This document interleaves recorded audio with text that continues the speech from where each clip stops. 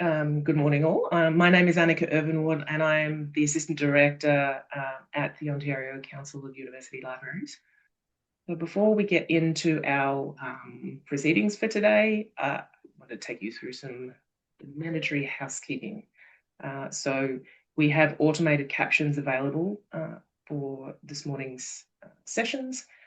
You can turn them on by using the closed captions symbol at the bottom of your screen. It may be hidden next to under the More section, but you can use that to turn them on.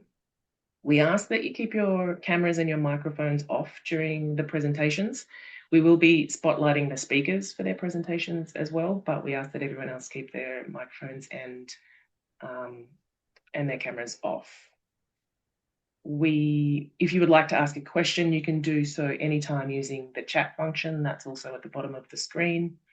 Or you can feel free to raise your hand and unmute during our question time, either at the end of each of the presentations or at the end of the morning as well. We will be emailing a link to the recording, which will include captions and transcripts, to everyone who registered in the coming weeks, and that will be posted on the website as well. And we will also be sending you this afternoon a brief survey to provide us with some feedback about this session. Please do take a moment to complete that, as it really helps us plan for future mini conferences. We can have the next slide, please. So the schedule for today and the slides are available on the website, the OCUL website. We'll put a link to that in chat. So you'll see we have 5 sessions today. But before we start the presentations, I'd like to welcome Nicole Nolan, who's the University Librarian at Brock University and Chair of the Collaborative Futures Steering Committee, to say a few words. Thanks, Annika. Can everybody hear me okay? Hopefully. Yes, we can. Okay, great. Thank you for having me, and thank you for giving me the chance to welcome everybody. The last I looked at the bottom, there were well over 100 people in attendance, so that's wonderful. I'm going to start with a land acknowledgement. I'm going to share the Brock University land acknowledgement because that is where I am physically located, but I'd also like to ask everybody to reflect on the territory that you are on as we're joining virtually. So Brock University acknowledges the land on which we gather is the traditional territory of the Haudenosaunee and Anishinaabe peoples, many of whom continue to live and work here today. This territory is covered by the Upper Canada Treaties and is within the land protected by the Dish with One Spoon Wampum Agreement. Today, this gathering place is home to many First Nations, Métis, and Inuit, and acknowledging this reminds us that our great standard of living is directly related to the resources and friendship of Indigenous people. I wanted to thank the organizers of this event. So Kimberly Ash is chair of the Collaborative Futures Communication Committee, and her team for organizing this, and Annika for all of the work you do in the background and organizing and helping. I want to thank all of the presenters for sharing their work today. And I want to thank the attendees for making time in your day to attend and be part of this day. I looked at the topics and the agenda for the day and the slides, and we have topics on EDI, we have accessibility, collaboration, ebook ILL. I think it's a wonderful event we've got planned for today, and I hope that everyone has a chance to learn from each other and build networks and collaborations. I wanted to talk a little bit about my reflections on the past, present, and future of collaborative futures. The past, I recall my early exposure to collaborative futures. I think it was 2013. It could have been early 2014, but I think it was 2013. I was in AUL at the time, and there was a big day called Collaborative Futures, and it was in person, and it was a brainstorming event to think through how could OCUL work together and engage in radical collaboration. And the day wasn't necessarily intending to be about building a shared library system, an LMS. It was about how do we collaborate. And over the course of the day, several ideas came forward about how we could work together in radically and collaborate radically. And what bubbled to the top was a shared library management system. And I remember at the time actually being a little bit skeptical, to be honest. I wasn't sure how this would play out, and I was a bit surprised that that was the one thing that the leaders in the room were talking about, and very passionately, actually. I was still skeptical, and I remember a little bit of time passed, and I was talking to other AULs at other schools and hearing from them, experienced AULs, and hearing from them how important it was to have this kind of infrastructure. And I started to become convinced the power of collaboration. Um, and when we implemented in 2019, I had the privilege of being implementation lead at Brock, and I was chair of CFCOM, and that also put me on the steering committee. So I had the opportunity to see all of these experienced, passionate people building something together, and hoping that this, what we have now, was what was going to be. Um, I have come to really value our collaboration. So I feel so strongly about how important this kind of work is. I'm grateful that everyone is here working together as an attendee, as a presenter, as a committee member. And I encourage people to continue getting involved in committees and as speakers and as attendees into the future because collaboration is our way forward. Um, even off script a little, even the Blue Ribbon report, page 33 at the bottom, when the government did the Blue Ribbon, asked for a Blue Ribbon report, libraries were cited as efficient because of our collaboration in Ontario. And I think this is an example of how amazing we work together for the benefits of our students. So when we implemented, we had priority outcomes, and those priority collaboration outcomes have shaped the work that we engage in right now. And we go back to them routinely. It's shared record loading, shared records in ERM, shared discovery, shared patron services and policies, interlibrary loan or fulfillment, shared analytics. Those priority outcomes are what shapes how we move forward and how we collaborate. So that was the past, but that's shaping the present and hopefully will continue to shape the future. At present, we have 19 schools on Omni. We're all moving together to our realized priority outcomes. And right now, I spend a lot of time thinking about sustainability and how to maintain and leverage what we've created. I think that's sort of the path we're on. So the future of this is to continue to leverage what we have, to continue to have courage, to blue sky and imagine possibilities.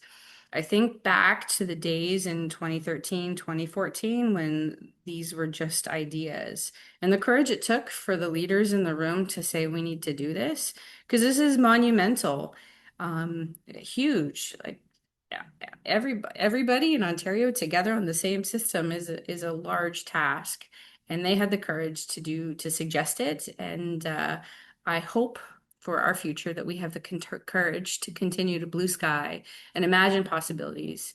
Not all of them will be able to be realized, but without that kind of blue sky imagination and progression, we're not going to be sustainable. I hope we continue to work together. We're doing an amazing job with it right now. Amazing. As chair of the steering committee, I witnessed the committees that report into the steering committee do such incredible work month after month. It's incredible how much activity is happening because of all of you. I hope that we continue to work together in this amazing way. And I hope we continue to focus on what's best for our users because really what we're doing improves things for our users.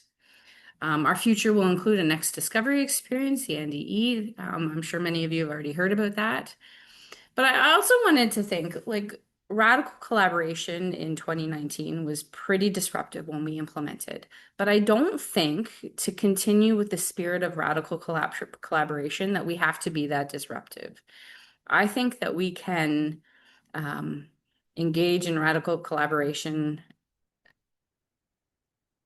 in small ways. I think we don't have to be disruptive to continue to be radical. I think working together on the scale of Ontario is in itself radical. Sustaining Omni, nurturing Omni, sharing, learning, improving Omni, that is radical collaboration. My hope is for a robust future, for collaborative futures. So I'm thinking even one of you in the room might be in my shoes one day as chair of the steering committee, building a path forward. You know, people are in leadership roles for a fleeting amount of time, and we have to continue on with the vision and the framework. So my hope is that one of you will move this forward and continue to build something special. I want to say that I think OCUL is really special beyond collaborative futures. The level of collaboration we engage in this province is really special. I don't think it's common. Other consortia don't work together the same way we do. What we have is really special and it makes what we do for our users really special. We need to care for it, engage in it, and I really do encourage people to continue to participate at whatever level you're able to. If you haven't thought about being on committees, I hope you would consider down the road being on committees and or continue staying on committees, engaging in these kinds of events, coming to cat chats and workshops and things like that. That's all important. I think what we have is really special. So I'm grateful that today is a day that's happening and everyone's working together to learn from each other. So with that, thank you for coming. Thank you for engaging, and I look forward to what the future of Collaborative Futures brings. I'm going to pass it back, I think, to Annika at this point. Thank you. Thank you very much for that, Nicole. I think it's always great for us to sort of take a step back, think about where how we've gotten to this point, and sort of remember that although we're focusing on sort of smaller projects or workflows, problems being solved, that does actually feed into sort of this bigger approach to working together and that idea of radical collaboration. So thank you very much for that. Thank you for setting us up for the day. I would like to hand over now to Kimberly Ash, who will be our moderator for this morning. So she will take us through the rest of the program. Over to you, Kim. Thanks, Annika. All right, we'll get right into the presentations then. Presenting first is Crystal Mills, Nancy Waite, and Adam Snidely from McMaster University, and their presentation is titled The PDF Pitstop, Tuning Up File Accessibility. So over to you, Crystal. Thank you. I'm just getting my slides up here. Is everyone seeing things correctly? Yes. Okay, perfect. Yeah, thanks for having me. I'm Crystal Mills, Head of Access Services at McMaster University Libraries. I'm here to share an update about a very small, specific little Alma feature, but maybe it is part of this larger picture of radical collaboration that supports accessibility files received through resource sharing. It's got a catchy name, the PDF Pitstop, which has allowed me to go pretty hard on racing metaphors for the presentation, such as this title slide with an illustrated race car and checkerboard motif. My colleagues Nancy and Adam both on holidays, so I'm representing the team.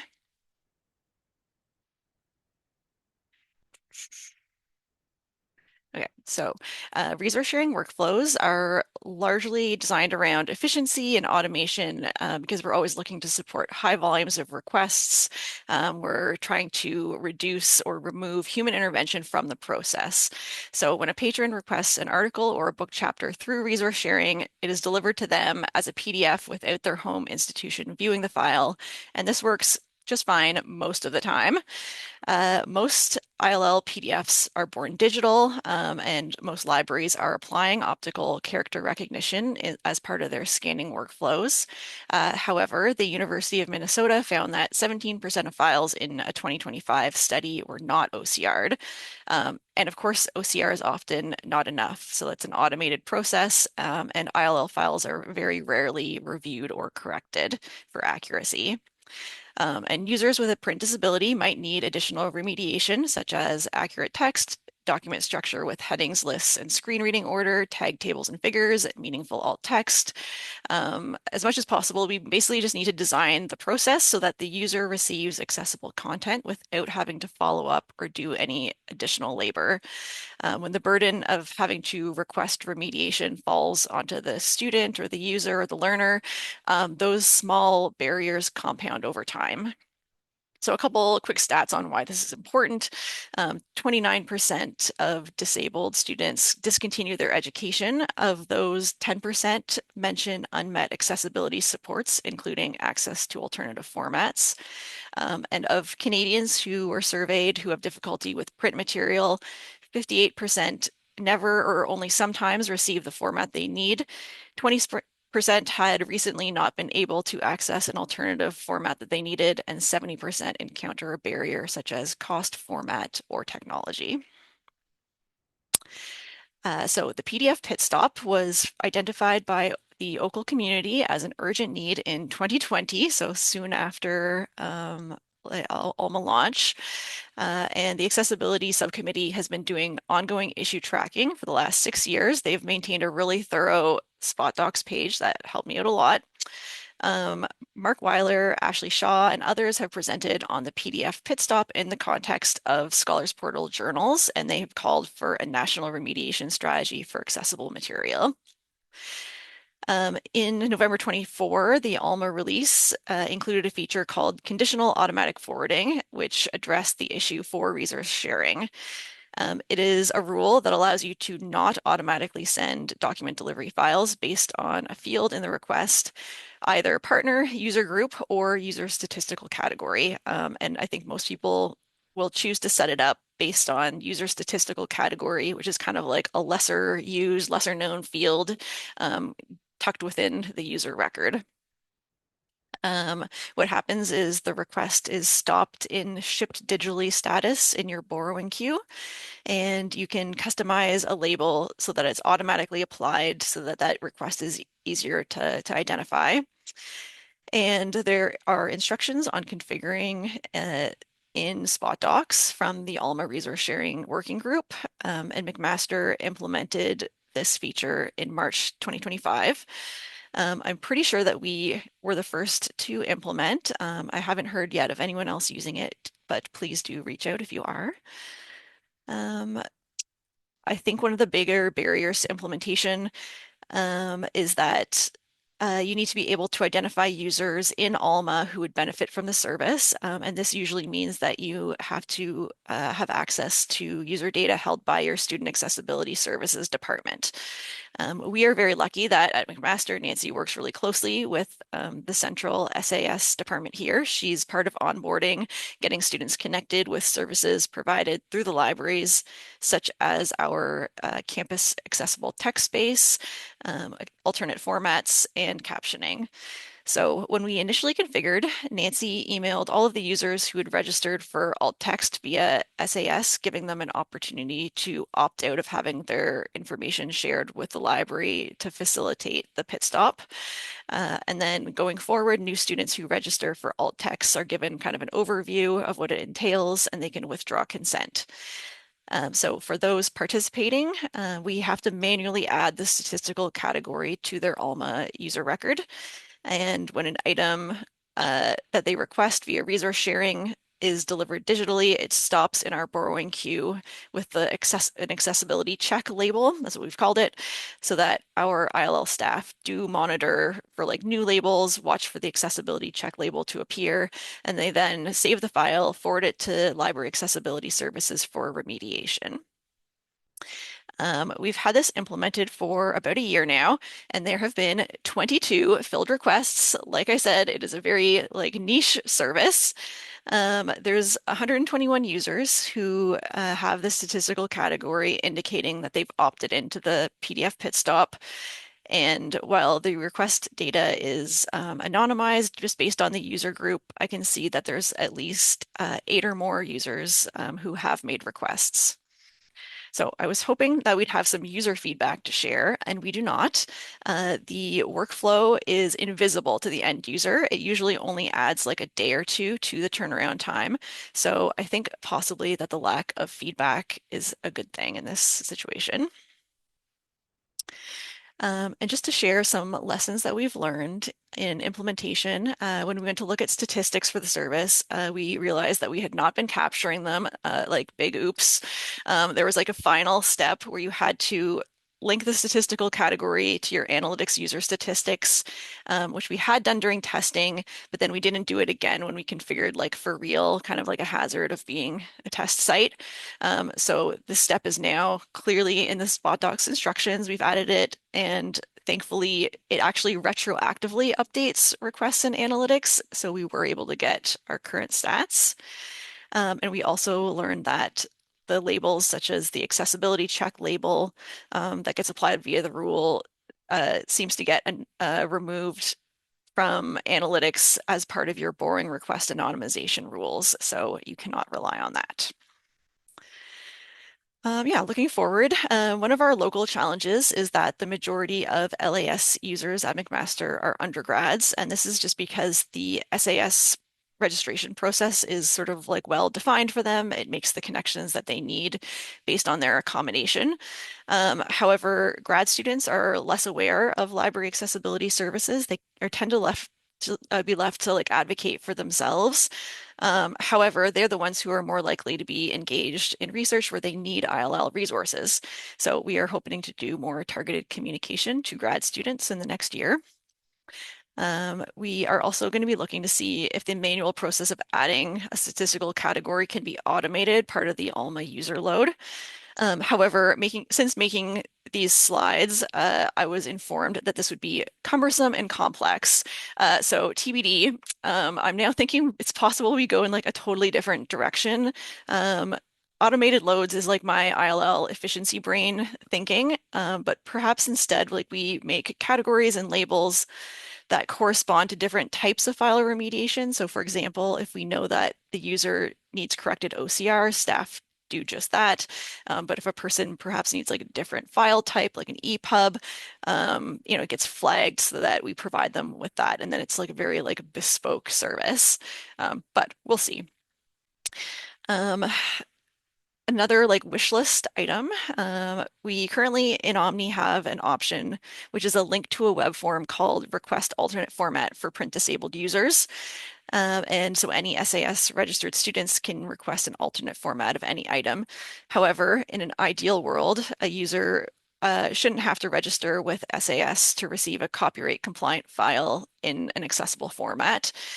So a checkbox to sort of self-declare at the point of requesting for both a local digitization and resource sharing that like flags that request through its life cycle would be a solution that doesn't require libraries to like have to obtain user data from a central SAS department. And it would also accommodate users who may choose not to like go through the formal registration process.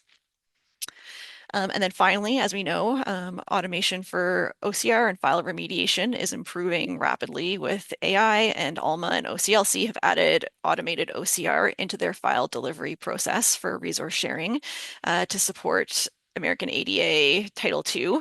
However, initial testing is yielding kind of like mixed results. Sometimes it misses OCRing files altogether. And even if the OCR was perfect, we are still a ways off from like higher level automated remediation of files being integrated into our systems. So we still need the PDF Pitstop as a checkpoint and as a human in the loop to ensure file accessibility. Thank you. Thanks so much, Crystal. We do have one question in chat already. And if others have questions as well, you can put them in the chat or raise your hand to verbally ask your question. So our question is from Val. Have you been targeting faculty and staff in addition to students? Yeah, this is more Nancy's area. That's a great question. Yeah, we do support faculty and staff through our library accessibility services, but I don't believe we've done any like targeted outreach specific to the PDF Pitstop at this time. But it's certainly definitely something to think about as part of like our grad communications.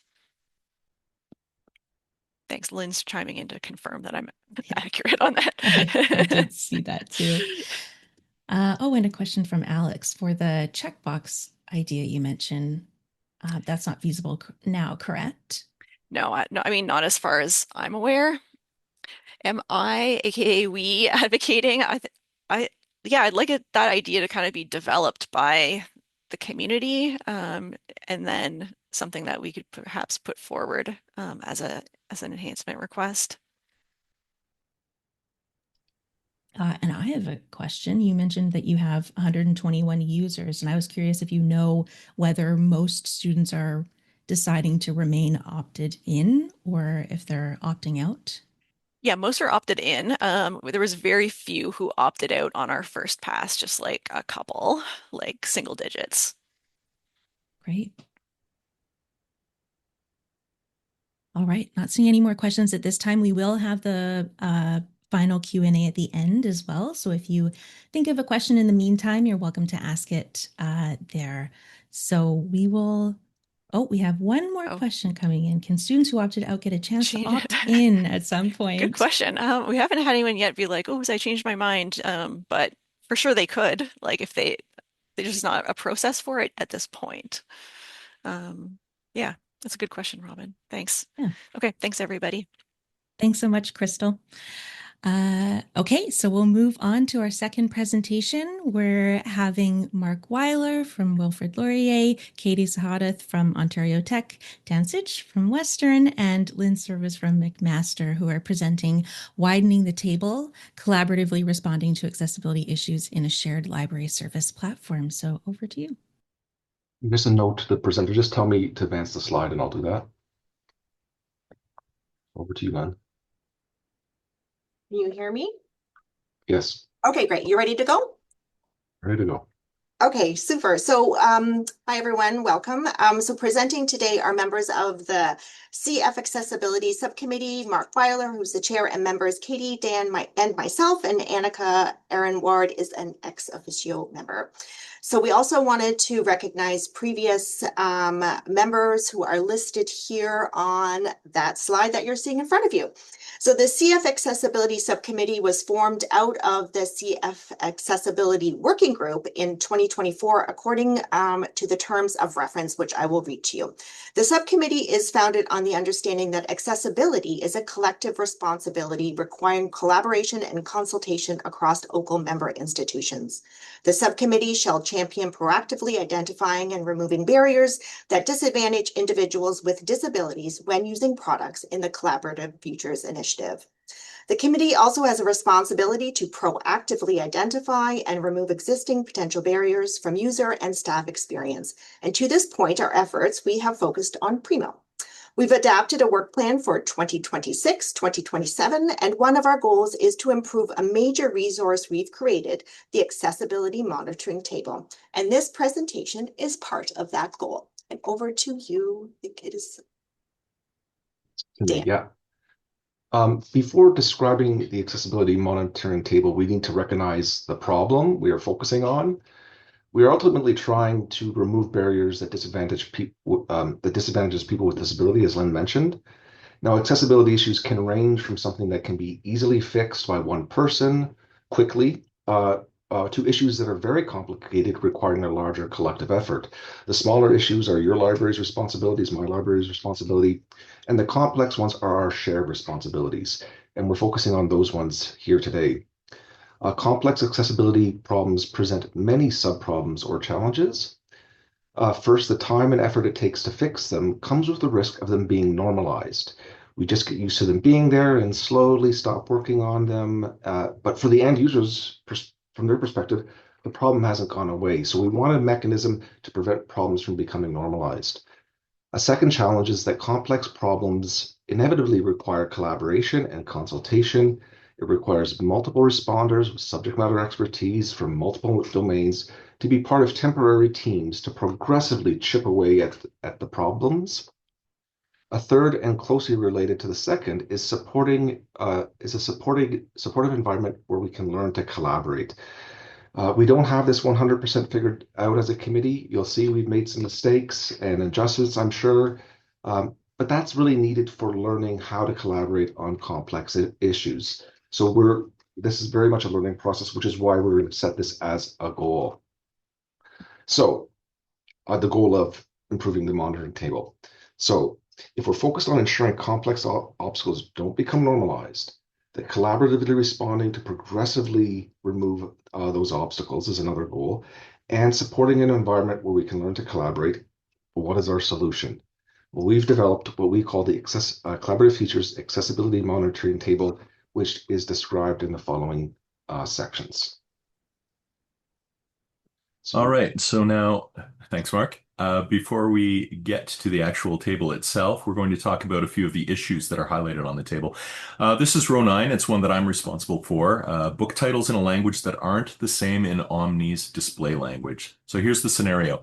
If a blind user who is also a screen reader user has their display language in Omni set to English, then a title in French or any other language for that matter is not going to be read in with the proper pronunciation. It will be read with the English text-to-speech synthesizer. So the book, pardon my French, Tintin, les arts et les civilisations vues par le héros d'Hergé would be pronounced something like Tintin, les arts et les, and so on. Not what we want. So this is a problem because it breaks WCAG 2.0 Success Criteria 3.1.2 Language of Parts, which says, in part, that screen readers can use the pronunciation rules of the language of the text. And our preferred outcome is for Primo to use the lang attribute in the MARC record to trigger the speech synthesizer to switch languages. Over to you, Katie.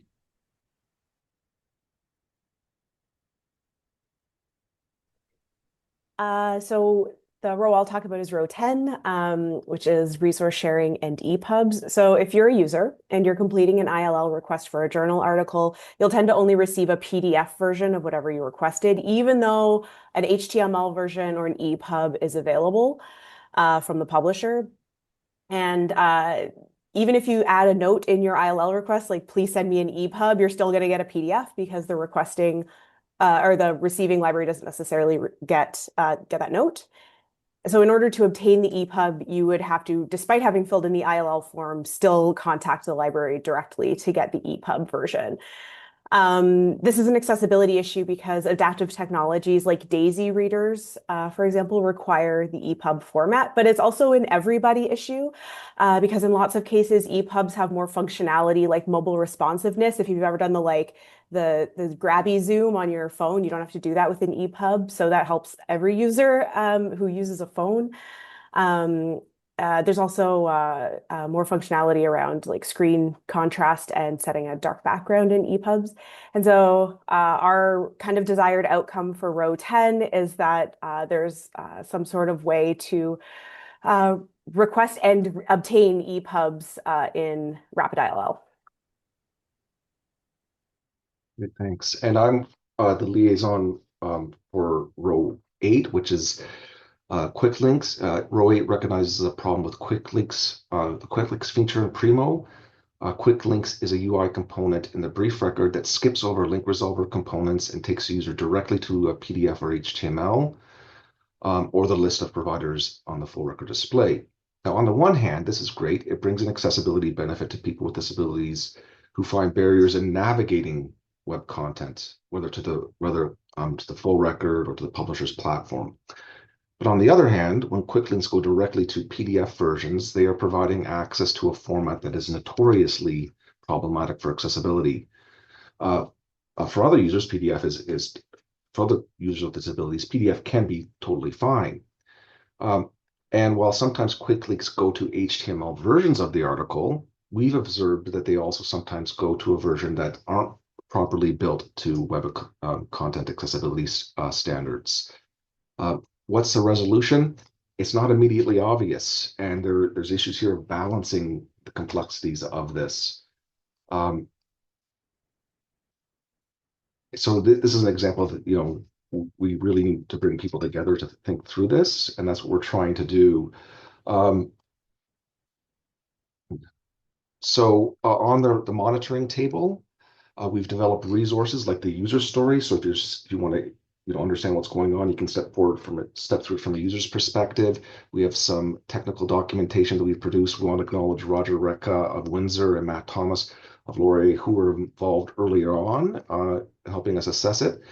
The issue has passed the 2-year mark, and we're now doing a technical assessment of the situation. And the idea here is we just want to get a snapshot of what's going on. We're not at the stage of proposing solutions. We want to understand the problem.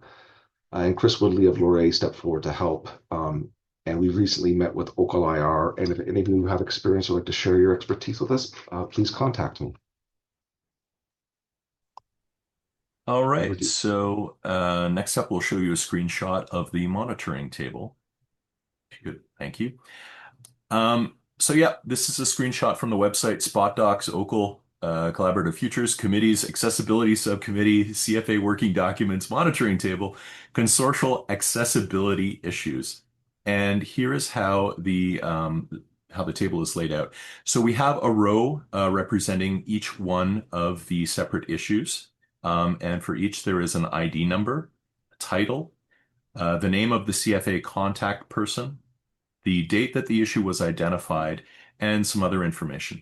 Now, the title in particular links out to more information, including a summary of the problem, the preferred outcome, the diagnostic procedures so that people can replicate the issue at other institutions, the notification history, and progress notes so that we can keep track of the current state of the problem and what has been done to try to rectify it or to track it. And further down on the page, we can't scroll on the screenshot, but further down on the page, we actually see resolved issues. All right, over to you, Katie. Recognizing that I have -1 minute to give you the rest of this presentation, I'll be speedy quick. So we actually don't solve these problems at the CF Accessibility Subcommittee. Instead, we document the issues and try to find out kind of where we can help. So to this end, we complete technical assessments, which Mark kind of mentioned earlier. It's just a fancy way of saying that we describe the issue in detail. We look for folks around kind of the OCUL community and beyond who might be experiencing something similar. So for example, if we see there's an issue with ILL, we might engage CF Resource Sharing Committee, Subcommittee, or if we know that there's an issue pertaining to metadata in multiple languages, we might contact libraries in Switzerland and Belgium to see if they experience something similar. We look for experts to help address the issues. So those areas of expertise may include metadata and systems, but also bilingualism, technical writing, leadership. And we sometimes escalate issues to ex libris by submitting tickets. And in this case, the ability to describe and write tickets is really useful. So we keep an eye on things and we just make sure that the conversation surrounding each of these issues doesn't grow stale. So we just showed you a bunch of issues on the monitoring table. We didn't bring you here just to show you our cool spreadsheet, though. We came here to tell you how you can get involved. So I'll preface this by saying we don't really care if you have experience with accessibility. If you've never worked with accessibility before, that does not matter to us. Actually, you probably provide the freshest eyes of all. The only real requirement is that you should be interested in using the skills that you do have to make a meaningful impact for users. Getting involved could mean putting your name forward for the CFA. We'd love to have you. Or lend your experience and pitch in. So if you see an issue on that monitoring table that, or if you see an issue that has accessibility concerns, you can contact us. If you see something that's on the monitoring table that you might have experience with, that you have a workaround for at your place of work and you just didn't know we existed, you can contact us. Or if you've have direct experience with users who might have user stories to share, those impact stories are very useful to us.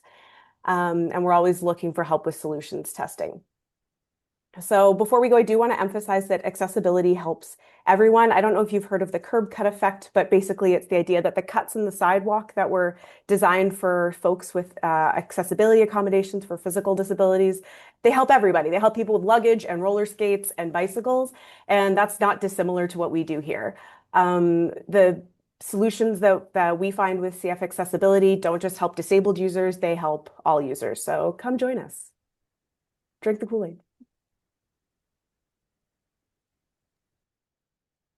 Thank you so much, everyone, for your presentation. We're getting lots of claps and hearts. It's great. And we have a question from Amy. What is the best way to report issues so that they are added to your monitoring table? I think just email, you can email me as the chair, we'll review it. We've had a template, because what we want to do is, the key thing is we want to be able to reproduce the problem, so that way that allows people to collaborate. So we might ask you to fill in a template, so to step us through what the problem is that you're seeing, maybe provide some user stories. So please, we welcome that.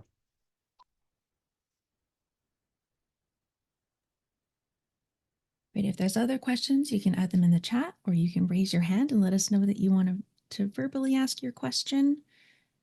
And if you're still thinking of one, remember we have the full Q&A at the end as well. So if something pops into your mind in the meantime. Another question, is there a way in Alma that users can comment automatically?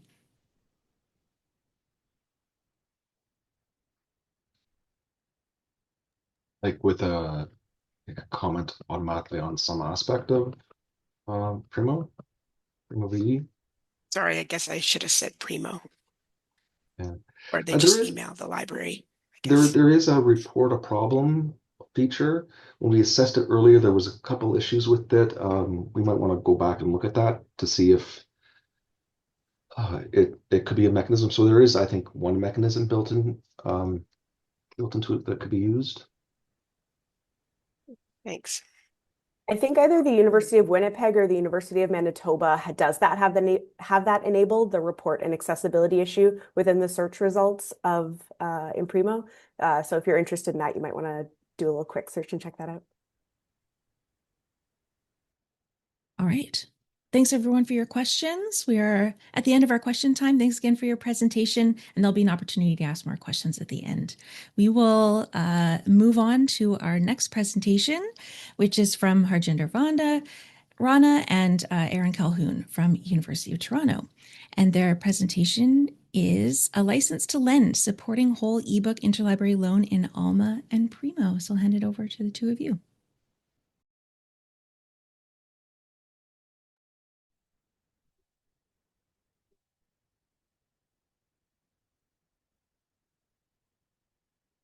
Okay, so I share my screen. Hopefully you can see the slides. I'm not sure if you can see the presenter version. We can see the presenter view right now, yeah. Okay, just a moment. Okay, is that better? Perfect. Yeah, looks good. Okay, and you can hear me okay? Loud and clear. Excellent. Okay, so thank you so much for having us today. My name is Harjinder Rana. I'm a resource sharing librarian at University of Toronto, and I'm joined by my colleague Erin. So I'll just have Erin introduce herself. Sure. Hi, everyone. My name is Erin Calhoun. I'm the electronic resources librarian at the University of Toronto as well. And we're very happy to be speaking to you today about our presentation. I'll hand it back to Harjinder. Thanks, Erin. So our presentation today is called License to Lend, Supporting Whole Ebook Interlibrary Loan in Alma and Primo. So like Crystal, we kind of got a bit carried away with our slideshow theme based on the title of our presentation. Erin very cleverly came up with the title License to Lend, and I kind of took the James Bond themed and incorporated it throughout our entire presentation. So apologies for all the Bond puns throughout the presentation. So here we have kind of a parody of a James Bond movie poster, a silhouette of James Bond in a tuxedo with a dramatic car crash in the foreground and some movie poster style text. So before we proceed with the presentation, I just want to also read a land acknowledgement. Actually, I'll pass it to Erin to take us through this slide. So we're speaking to you today from Toronto, and we wish to acknowledge this land on which the University of Toronto operates for thousands of years. It has been the traditional land of the Wendat Nation, the Seneca, the Mississaugas of the Credit. Today, this meeting place is still the home to many Indigenous people from across Turtle Island, and we're grateful to have the opportunity to work on this land. And I think back to you, Harjinder. Okay, thank you, Erin. So I guess our agenda for today, so we want to just touch on these 5 themes related to ebook ILL. So first, why ebooks and interlibrary loan is of interest to us at this time. And then Erin's going to talk in more detail about licensing ILL lending rights. And then I'll talk a bit more detail about how we actually fulfill interlibrary loan requests with ebooks, what that involves kind of on a step-by-step process. And at the conclusion, we'll talk about some of the challenges that are persisting with this new service. And we'll also talk about kind of the next steps and where we see the service going in the future. And again, to tie into the James Bond theme, we have a parody of a classic James Bond poster with my face and Erin's face superimposed on the main characters in the movie with some positive reviews highlighted. So hopefully we can live up to some of those expectations.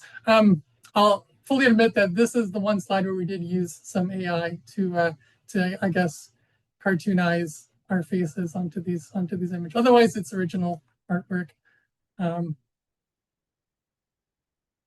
Okay, so why ebook lending? Why is this of interest? Just to kind of make a point of clarification, when we're talking about ebook lending, what we're talking about is not any different from when we're supplying book chapters or journal articles through electronic interlibrary loan. It's different in that we're relying on licenses as opposed to fair dealing, but in terms of the actual workflow, it's pretty much the same. We're not adding any extra restrictions or protections in terms of the files that we share. This is in contrast to other forms of kind of ebook interlibrary loan, such as CDL or controlled digital lending, where you're perhaps digitizing from print or pulling the print copy when the thing's in circulation, etc. Things that probably became familiar to us during the COVID-19 pandemic, and we were relying on CDL. There's also like more DRM or digital rights management based ebook lending, which involves like things like platform restrictions like tokenized access or use of specific e-readers or limited viewing duration or limited number of concurrent viewers. This doesn't have any of that. We're just talking about sharing PDF files in full text for people to view, just like they would for a journal article or a book chapter. So from an interlibrary loan perspective, we've experienced quite a number of service disruptions to our print ILL over the last 5 or 6 years. I've highlighted a few here on the slide. The global pandemic obviously had a huge impact on our ability to lend our print material for interlibrary loan. We had all kinds of weird restrictions, like having to quarantine books, coming and going, and things like that. And also in the last 5 or 6 years, we've had a couple of labor disruptions. Canada Post has been on strike twice, which disrupted print-based interlibrary loan. We've had most recently some political instability and tariffs specifically. So the de minimis exemption was removed, and so it became a lot more expensive to interlibrary loan across the border. And there's some kind of political considerations in terms of having to identify the specific title of things that we're shipping and why we're asked to provide this information to border officials. And this also has effects on our budgets because it's become a lot more expensive to supply interlibrary loan across the border.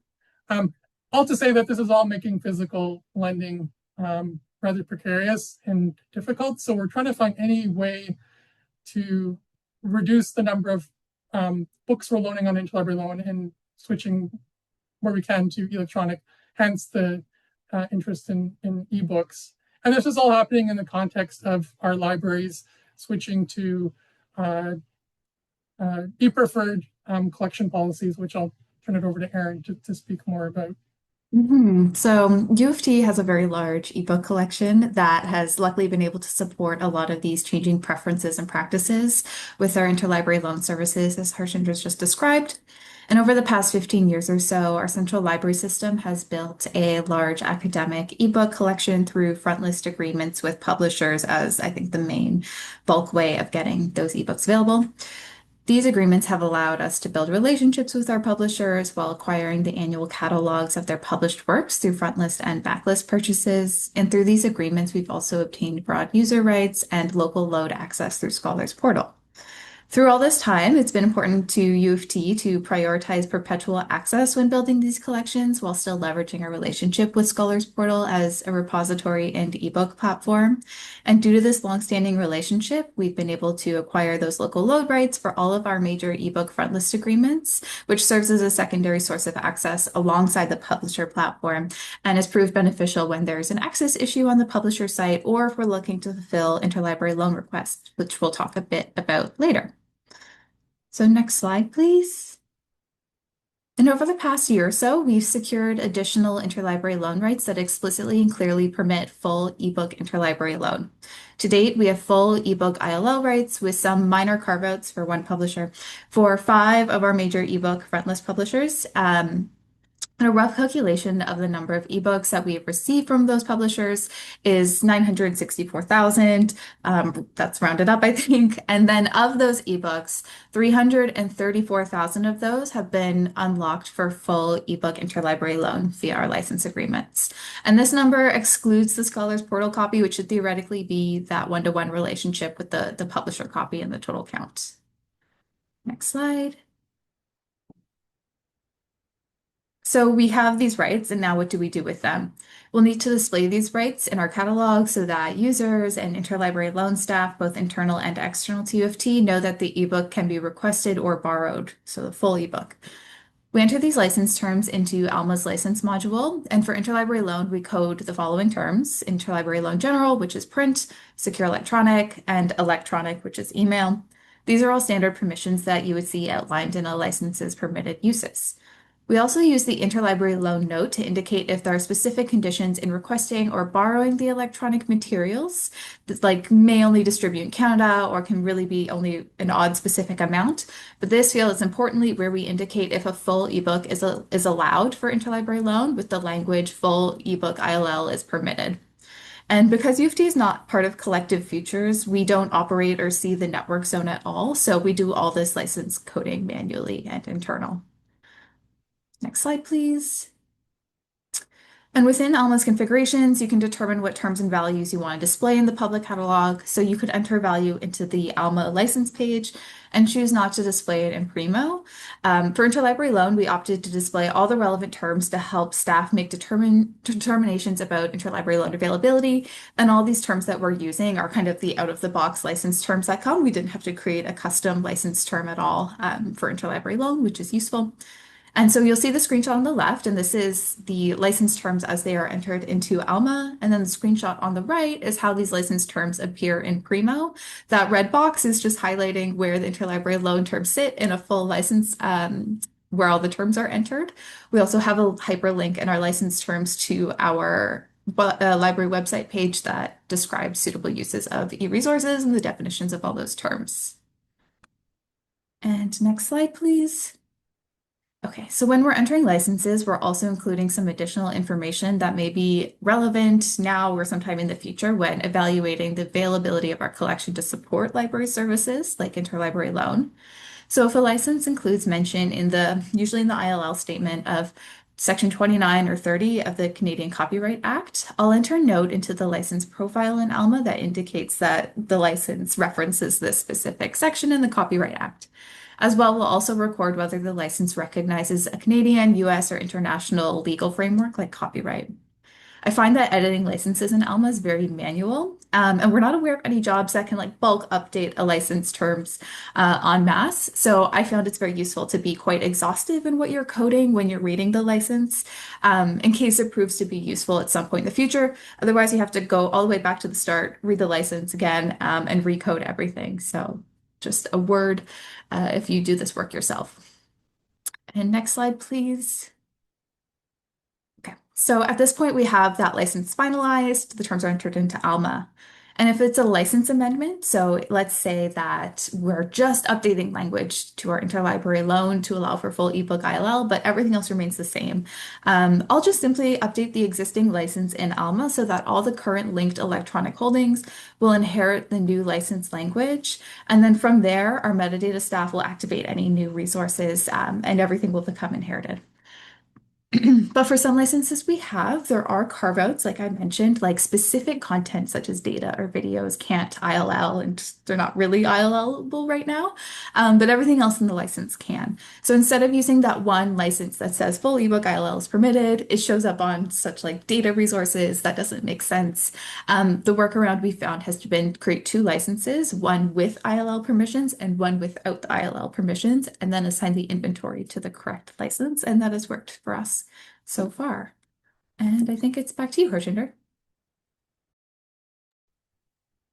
Okay, thank you, Erin. So now that Erin's kind of set the stage for acquiring our licenses and reflecting them in Alma and Primo, I'm going to talk a bit about how we actually make use of our licenses and exercise them to supply ebooks through interlibrary loan.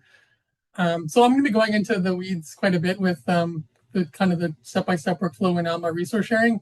If you work in resource sharing, you know this will be very familiar to you, hopefully. If you don't, hopefully you can still follow along. If not, I encourage you to kind of go back and speak to your resource sharing staff to learn more about all the work that's involved with fulfilling requests in Alma. And this slide, sorry, just kind of continues on with the James Bond theme, parodying previous classic James Bond films. So from Alma with love, as opposed to from Russia with love.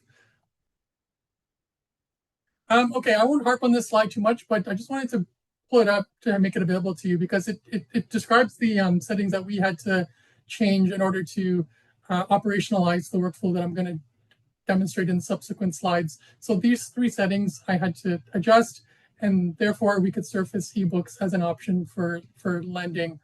This might not be the same for Collaborative Future libraries because, as Karen said, U of T is not a Collaborative Futures participant, but you can cross-check this against your settings and see if it applies or not. So you can download the slideshow and refer back to this later.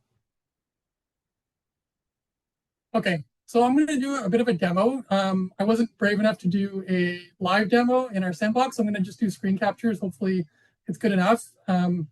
If not, I have our sandbox open. I can maybe in the Q&A expand if people have questions. But the first scenario I'm going to show is when a library submits an ILL borrowing request to us, and we have an ebook that can supply the request, and just an ebook, and what steps are involved with supplying that. So here we have an example of a lending request in our lending queue. Hopefully this is familiar to people who are working day-to-day in resource sharing. So when it finds a match to an ebook in our collection, it arrives as in the status of created lending request. And so I've highlighted that. Actually, let me switch to my my handy laser pointer, so maybe it'll make it a little bit easier to follow along. So created lending request. I want to highlight the requested format. So it's book physical. Most book requests come to us this way because we find that very few libraries actually have in their request forms a way for their users to request ebooks, and I'll talk about that a little bit later on as to why that might be.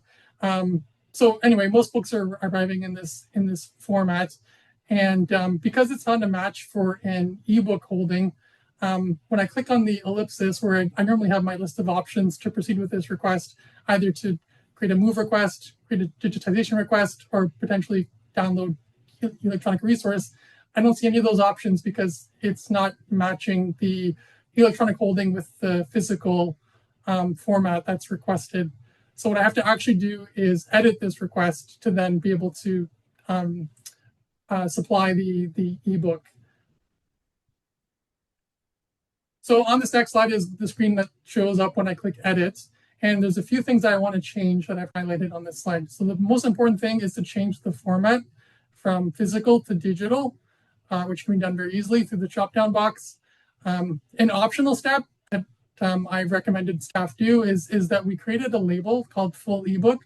So when they're processing this type of request, I've asked them to add this label because it helps with our Alma analytics. It creates a very clean analytic I can run that shows all our ebook lending activity, and I can cross-reference it with other criteria to do in-depth analytics.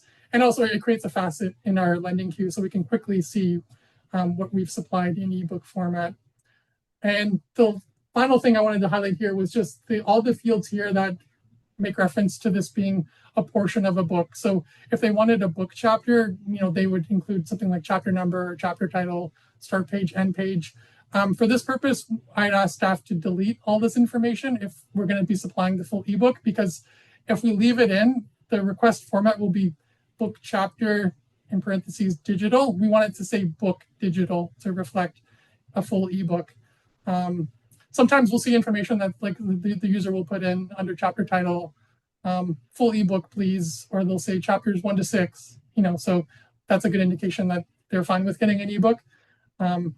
So anyway, when I do all those steps and I come back to the request, you'll see a few things have changed.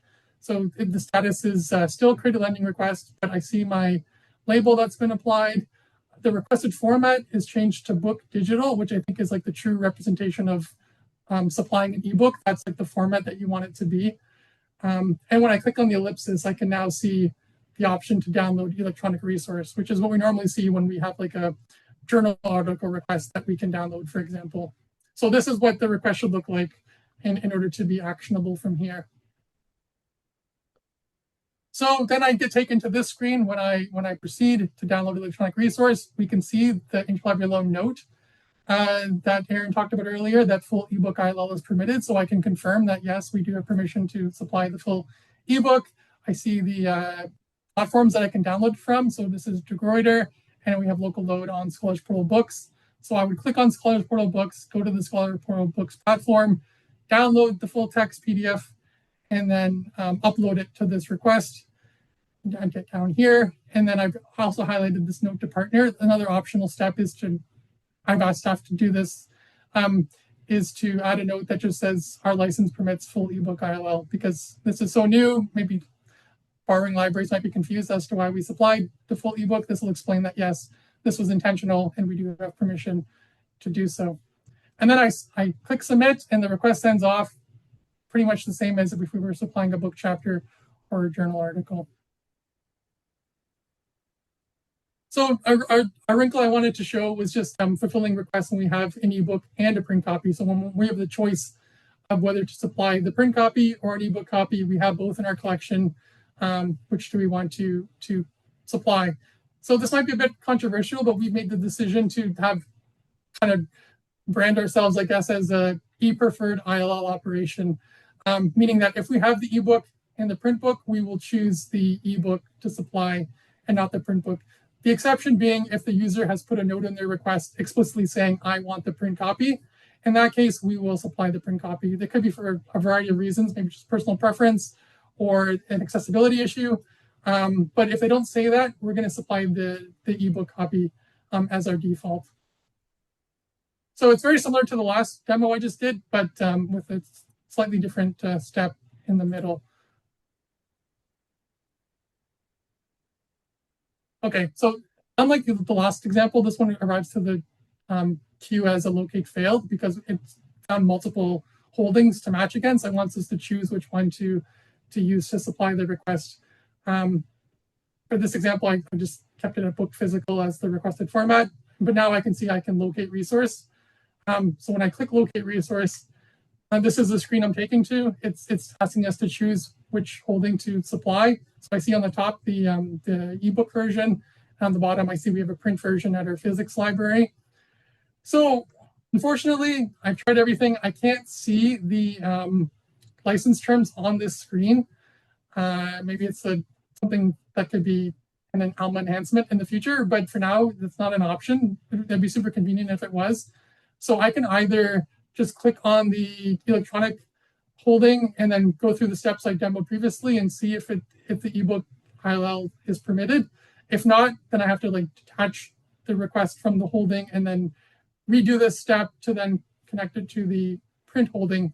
So what I like to do is actually stay on this screen, copy and paste the MMS ID of the electronic holding, which I've highlighted here, take it to another tab that has our Primo open, like our public catalog.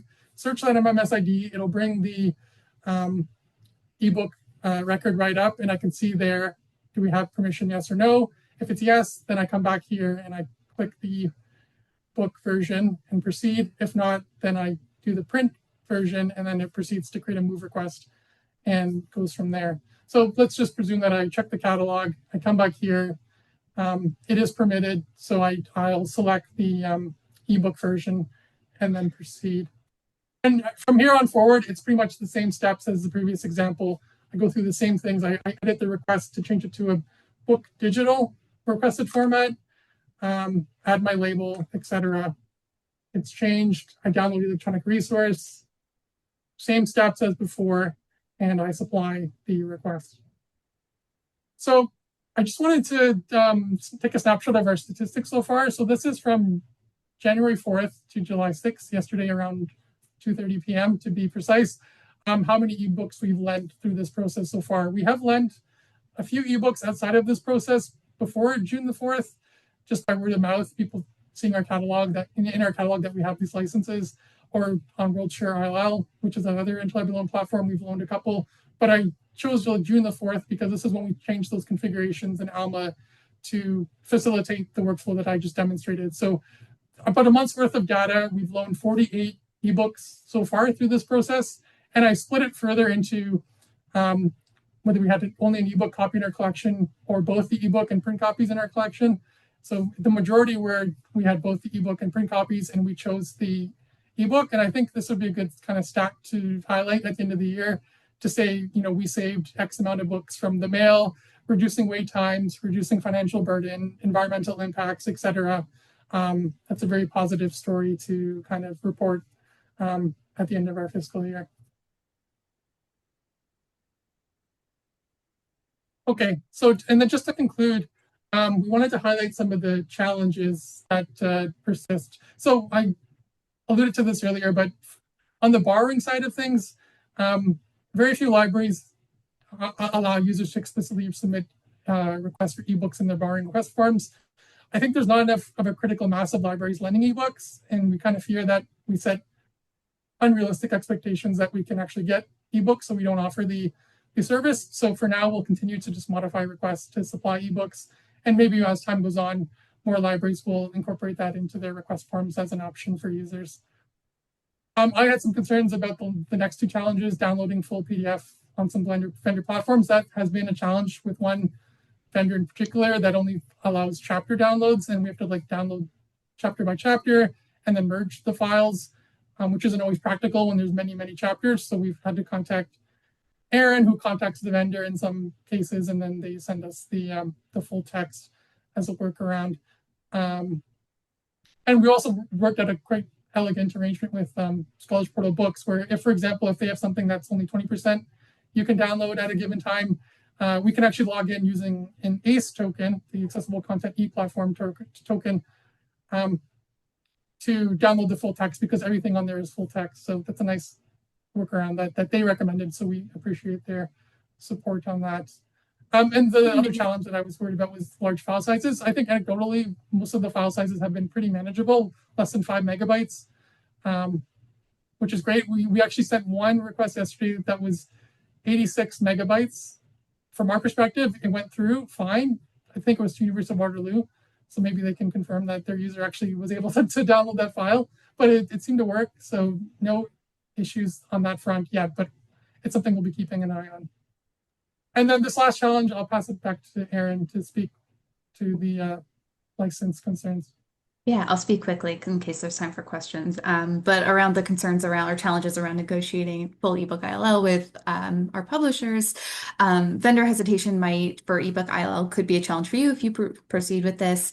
It's helpful to frame full ebook ILL as a library priority and a continuation of our library services, as it's now an expectation of our users, since a lot of titles in our collection are only available as electronic instead of print. So framing that with vendors, walking through the process can be useful in moving forward with that. And I guess another challenge is growing this full ebook ILL collection and bringing a full ebook ILL up in future negotiations with our publishers. And that carries us into the next slide, Harjinder. So I'll pass it back to you. Yeah, so what's next? I think, doing more of this advocacy and awareness. I do want to highlight the work of some of our colleagues in the Boston Library Consortium who've done a lot of work to get the word out about ebook ILL and develop documentation and workflows and resources that will support this. So I'll put in the chat once I stop screen sharing some useful links that I think would be worth a read. We're also trying to start to think about can we do this for our print material in some way? We're working on a pilot to maybe do some ebook ILL for out of copyright books with the help of the Internet Archive, who are now set up at our Downsview offsite storage facility. And so we'll see where that takes us. And then potentially, I think they do offer some CDL-based ebook lending still. So that might be something to explore in the future. So something to keep in mind. And I also just want to acknowledge, we did talk obviously about Alma resource sharing specifically, but there are different ebook initiatives happening in Rapido. There is a Rapido pod for ebook lending. And OCLC WorldShare also has, I believe they call it a profile group for ebook lending, where you can kind of self-identify as an ebook lender. And I think the documentation I read said they had about 30 members. So I think we'll consider adding ourselves to that profile group as well. So yes, with 1 minute to spare, that is the conclusion of our presentation. So we're happy to take any questions now or later in the general Q&A. Thanks to both of you. Yeah, we have 1 minute for questions, and we do have one that came into the chat. So they said, you mentioned local load. How do you see us moving this forward in more licenses? Do you see this as extending ILL affordances or supplanting them? I think OCUL IR is a great venue for advocating for local load in license agreements, since I know Collective Features does a lot of licensing through OCUL IR. So I'd recommend speaking to their OCUL IR rep about that. Our Scholars Portal copy has been a huge help when a vendor platform doesn't allow us to do the full download. So that's really where the strength in that relationship has supported us. I think that's all I'll say, because I know this is being recorded. We don't want to get too far with licenses in that way. But I'm always happy to take further questions. My email's on the screen if there's something more specific to talk about.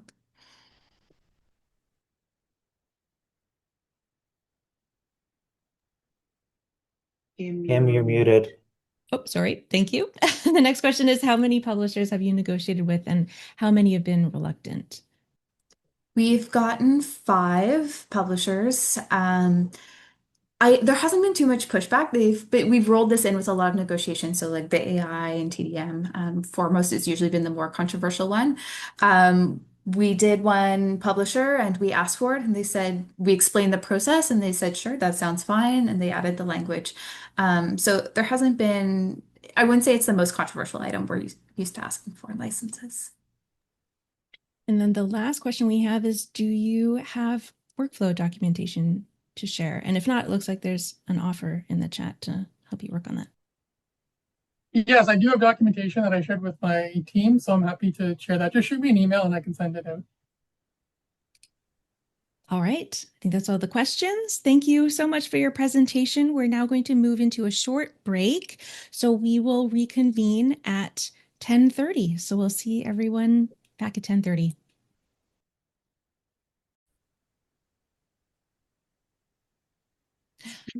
All right. Welcome back, everyone. I hope you had a nice break. We're going to start off the second half of our morning with Sharon Whittle and Matt Thomas from Wilfrid Laurier, and their presentation is titled Invoicing, EDI versus AI. So take it away. Okay, are you seeing my screen? Yes. Yep. Okay, thank you, and welcome to our presentation called Invoicing EDI versus AI. It's actually part one. We're going to compare our current invoicing process with what it could be using the new AI invoicing feature in Alma. Now, of course, we couldn't do anything in invoicing without everyone involved in acquisitions in our Information Resources Department at Wilfrid Laurier University. Our Information Resources Associates are Anya Jabluski, Carolyn Houle, Christina Kerr, and Doug Roberts. And we're, of course, Sharon Whittle and Matt Thomas. Sharon's the manager of Information Resources, and I'm the Information Resources Department head. Laurier's policy requires that we fill out a Privacy and Security Impact Assessment form, PSIA, and submit it to our ICT, our computer guys, and legal departments for review, as Alma itself has already been vetted for this simpler process for us, but we still needed to do some work to compile any needed documentation on our uses, documentation from the vendor on the feature, and determine the level of access to secure information this would have. This feature is not currently viewable in most people's Alma instance, as it's currently in the early access program. When it's launched, you'll find it in the configuration menu under Acquisitions, AI Features Management, and you'll need Acquisitions admin permissions. You may need to preemptively follow your institution's privacy and security protocols before enabling it in Alma. So while waiting for permission to enable this feature, we took the time to outline our needs and goals and define our areas of evaluation. Understanding the criteria and parameters by which we measure AI workflows in this and future release features. Why are we interested in using this the feature? What are the benefits versus the risks of using the feature? And can we develop a matrix to assist with rationale for AI adoption? When reviewing the new AI features in Alma acquisitions, we wanted to know the following. A, is there a need for this service? Is there an area that would benefit from improved workflows? B, are there pre-existing features or workflows that we are making use of? And are there features we're not making the best use of? Is there an opportunity to improve what's already available? C, functionality versus hype is definitely a consideration. We're not looking to modestly augment, but rather substantially improve. D, costs and impacts is where we get into the meat of the question and can define some measurable outputs and not just base our decisions on anecdotal evidence or our own personal biases.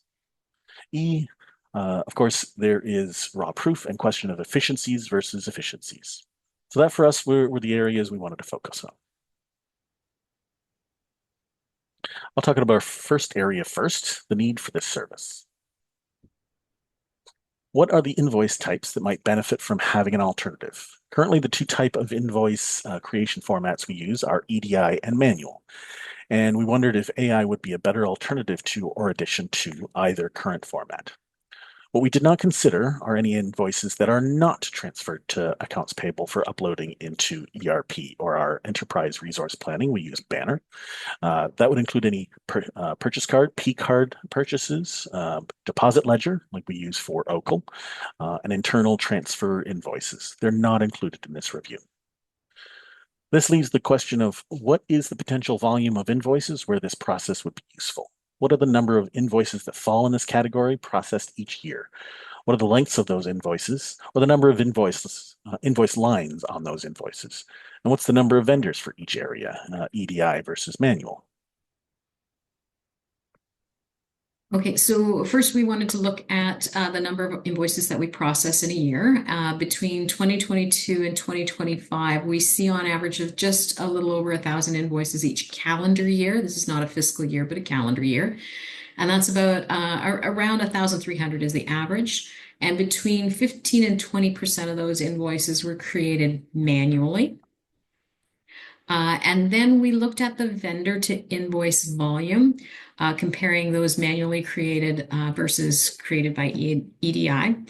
Because while the total number of active vendors in 2025 was only 115, only 4 of them are set up with EDI at present. And this may seem low, but as you can see from the graph, the volume of invoices those 4 vendors generate is really very high. The graph on the left also shows that many of our active vendors are providing invoices and how many invoices each vendor provides. You can see that 50 vendors supplied no invoices at all in 2025. 56 supplied more than one but less than 5. 2 without EDI provided more than 5 but less than 10, and 3 provided more than 10 but less than 100. As a side note, the biggest supplier of non-EDI'd invoices is actually CRKN with 42 in 2025. In terms of the invoice lines, with over 1,000 invoices to sample in any given year, we didn't find a simple way to compare invoices with a single line commodity versus those with multiple lines. But anecdotally, most of our e-resources are single line invoices, and most of our book and journal invoices are multi-line. So if we use that as the guide, we can theorize that about 20% of our invoices are going to be single lined. And then our second area of evaluation is comparing the features that are already being offered versus AI. So currently invoices can be created from EDI, Excel, manual, or XML. And all of these methods, except for manual, they convert the data to XML and then translate the information to the fields on the invoice. Therefore, we felt that reviewing how XML works was unnecessary because it's the base for all other models. And we also chose not to include XL in our review. Many vendors are not able to provide it in that format. This slide was actually taken from Aluna 2026 on their presentation for AI invoicing by ex-Libris Clarivate. And it's noting the pre-existing methods of invoice creation. It's a great slide. You can see the existing features in the blue box on the left. And in the lower right, you can see where the AI PDF image method will be located. So right down here under invoice from file, PDF image. And then continuing to review the existing methods, we wanted to ask, what are the potential problems or difficulties with the existing formats?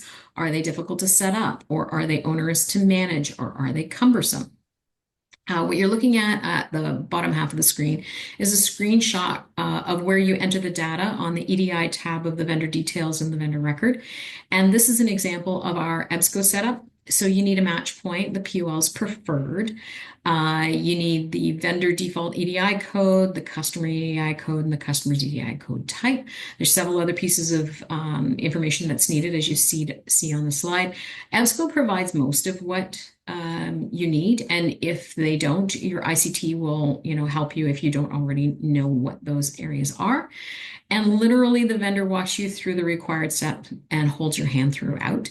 It can take a few runs just to ensure that the data is landing where you would like it to and that everything is correct. But once it's set up, it runs automatically and you do not need to intercede. It is essentially that you set it and forget it. So the setup is exceptionally easy with EDI. This next slide, it's a little text heavy, but it was important to represent the steps necessary for making an invoice manually and to consider the volume of clicks that somebody has to do, or number of changes in screen, or bouncing around the platform to find and finish the invoice. And also really important to demonstrate what we add to our invoice fields here at Laurier and how much data we're entering or looking to have entered for comparison purposes across not only formats, but for other people to appreciate this is what we are looking to have added. I just wanted to highlight where the differences may be. For example, currently we fill in 7 fields in the summary tab. We always link to a POL. The number of tax lines can vary anywhere from, no tax lines all the way up to 12 tax lines. And we always attach a copy of the invoice to every invoice that we create. So a PDF copy. And speaking of taxes, or what we call the realities of life, one area that is going to be consistent across all invoice creation types for us here at Laurier is the need to add taxes in a format that allows our ERP, our enterprise resource platform, which is Banner, to pull the needed information to remit the correct amount. So the invoice total to the vendor, but then withdraw the correct amount from our accounts, which is after rebates. We needed to consider, the remittance to vendors, the self-assessed amounts, the entitled rebates, required remittances, and our financial systems capacity. So the number of tax lines also can vary when we are accruing across different fiscals. As an aside to this, I know that EBSCO is currently working to assist in this area using a third-party software called Babel to translate a single tax line into what the customer needs for their ERPs. We'll certainly be talking to them about this in the future. Okay, next we're going to consider functionality versus hype. What does the vendor say versus what's real? We all know vendors can be a little overenthusiastic when making promises about their new features or products. Now, because we're not looking to modestly augment a process, there needs to be a substantial improvement. Part of getting there involves knowing the company's stance is on what the company's stance is on AI features and their goals. We wanted to hear from them about their principles, their beliefs on transparency and how it works, their transparency in who they partner with and how, the environmental costs they predict. We also wanted to see it operate in real time. Does it work as described? So this and the next slide were shared at Aluna 2026, talking about their AI invoicing function. From both their slides, as well as their presentation and conversations afterwards, we appreciated their thoughtful approach, in particular the responsible AI use clause, keeping the human in charge with opt-in features and not training on our uploaded data. This stance resonates with us. Also, their desire to begin modestly with AI entity creation and look at a limited field on reading and interpreting invoices to lessen data entry. Okay, so this is really crucial to note. AI invoice from PDF image is currently in the early access program. We're reviewing a product in the very early stages of development, and this may not be the final product. We're not rushing to judge or condemn AI invoicing, but we're using this feature as a place to begin our investigations and develop areas of evaluations and matrices because we anticipate we will experience a lot more AI rollout from various vendors. So this is a little video that shows the feature operating. So I'm just going to launch that video, we hope. And please know that there is actually no audio with this, so I'll talk over top of it. They're just demonstrating the physical invoice, PDF invoice here, and showing you the total amount, including the taxes and the tax amount. It's also showing how many items are on this invoice. There's 78 line items. To run it when it's available, you go to Create Invoice, from File and Next. Then you toggle the PDF image on, and you have to put in a vendor as well as, and then if you've ever uploaded a PDF, it's as simple as just attaching and uploading the PDF, upload and run job. And that's it. That's as quickly as it operates. Then you can view the job and see in the monitor jobs queue when it's complete. You can also review the invoice itself. You can see that it brought in 78 lines on the invoice, and you can view the record as well. I believe to work on it, though, that you have to go out to the invoice and review queue. You can see that its creation is acknowledging that it was a PDF image. It shows you that there are 78 line items here, so they all have their titles, but you notice they're not linked to a POL. We'll come to that shortly. The unit price is showing the cost of the item, but it also includes the tax on that item exclusively because they're sharing the VAT out over all of the products. Some people do this. We do not do that here. So that becomes another issue that we have to be aware of, that you would have to disguise the taxes if you were going to do it the way we would like to do it. And then, of course, the title is present in the note field.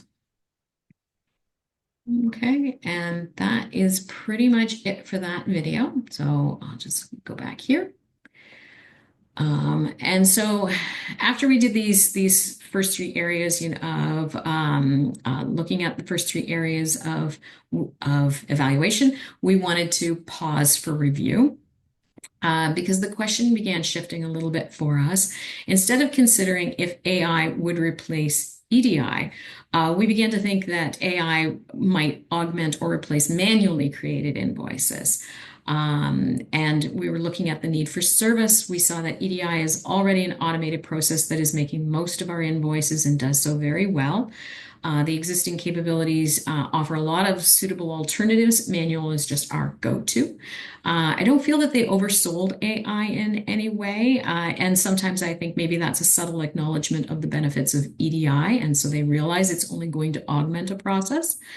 And so why is the question shifting? And so here are our observations so far as to why our questions shifting, comparing EDI specifically to AI. And the first is we were comparing volume.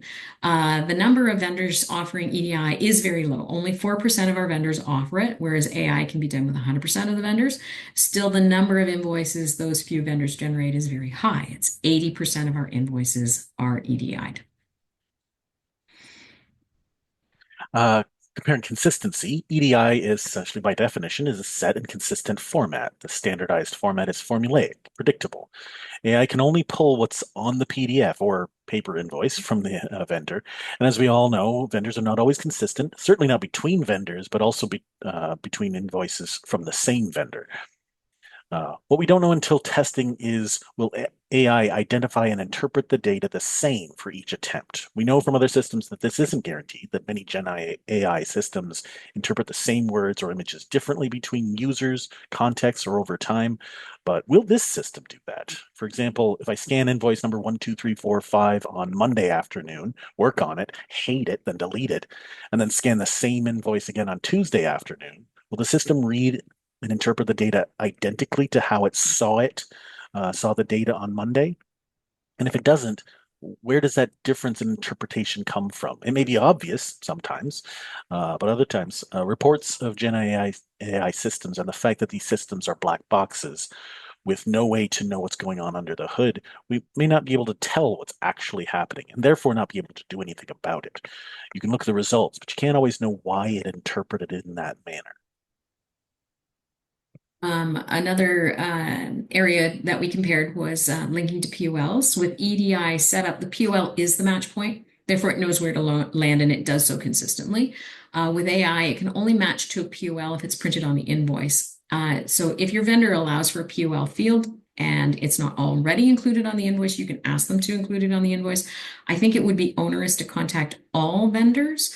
Once you've done that, obviously, though, all subsequent invoices should have the POL present, unless, of course, you change the POL, and we all know that we do that. I also suspect that you can add the POL manually to the invoice, that you could just print it on. We've all typed text onto a PDF, but the key phrase here is manually. You would need to enter it manually. And if the POL is present, our questions are, will AI successfully attach consistently, or can it misinterpret the POL if the vendor's added a PO number to it? Like, for example, Gobi often adds a /NR for not returnable. Will it misinterpret the NR? Will it still attach to the POL? Will it attach to a closed POL? And does it consistently see and interpret the correct POL number? These are all questions that we will have to ask when testing. Additional data or additional needs. With EDI, you can ask the vendors to omit tax lines, attach to POLs for service fees, and arrive with a linked vendor account. Probably more. These are just the things we've requested so far. Again, AI can only interpret what's on the invoice. You can certainly make manual adjustments to the invoices, but that's time and effort, and in some case, only best guesses as to what would help the AI agent. And if you modify, add, or remove text on the invoice, keep in mind most finance departments require clean invoices that are accurate, which means you now have two versions of the invoice. The one you modified to cajole the AI into doing what you need, and another for accounts payable official records. And then we compared setup. Obviously, I feel that EDI is really very easy to set up. It's one setup for every subsequent invoice. So you can schedule a job to run overnight. It pulls in everything that's on the FTP by the vendor. And then you have fresh invoices for the start of the day in the in-review queue. AI, however, means that every invoice must be managed or manipulated. If you're adding POLs, if they're not present, or covering taxes, or blocking anything you don't want the AI to see and place. Every invoice, it could be different. So you'd have to look around the invoice, figuring out what do I need to cover, what do I need to add. And of course, every invoice has to be scanned. It's not a one time only. It's every single invoice requires the scan. Ease of tracking. Because you can schedule an EDI job to run as often as you'd like, invoices arrive and land in the in-review queue, and you see what's available to work on. With AI, you need to track the arrival of the invoice in whatever format you receive them. This is usually email, but we do have a vendor who can't seem to use email and snail mails it to us. And unlike a manual process, once created, you don't save and create invoice lines. From the video it shows, you go out to the load area to locate. And control of the feature. EDI, if the file doesn't attach, if there's no funds or we haven't processed the POLs yet, you can just reload the file. The load parameters are consistent. You also have control over the errors, such as if an invoice type consistently doesn't attach to a vendor sub-account, with the vendor support that can be addressed, corrected, and then all subsequent invoices will attach. With AI, if the file doesn't attach, the XML is most likely incorrect too. Again, we will confirm this when we're testing. You would need to start over with another scan. You have no control over errors because you can't predict what the AI is interpreting or misinterpreting in many cases. Okay, now to costs and impacts. What are the measurable costs and impacts, and what aren't? What do we have agency to prioritize? What are we, as defined by our institution, required to prioritize? What are our concerns on impacts to any of the following? And how do we define or discover the real costs? Here's a list of some of the important areas of impact. Some have explicit costs, and some have indirect or distributed costs. So for example, staff time has quantifiable productivity costs. Environmental costs are obviously much more difficult to quantify, though they exist. Cost now, this feature has no cost currently, but there may be a cost later. There may be direct or indirect costs in the future. From our discussions on the costs and impacts on those areas, we also have legal obligations as well as moral obligations. We tried hard to slim this down into a matrix that is manageable, measurable, and as free from bias as possible. It's not entirely possible to use throughout our investigation. Here's our list of final categories. Some are very easy to measure ahead of time, such as number of vendors, number of invoices they send us. We already saw those. Some won't be measured until testing, such as time saved or errors reduced. 2 minutes. So with the two formats, once we had the matrix, we could run time trials on the two systems that we already have in place, so EDI and manually.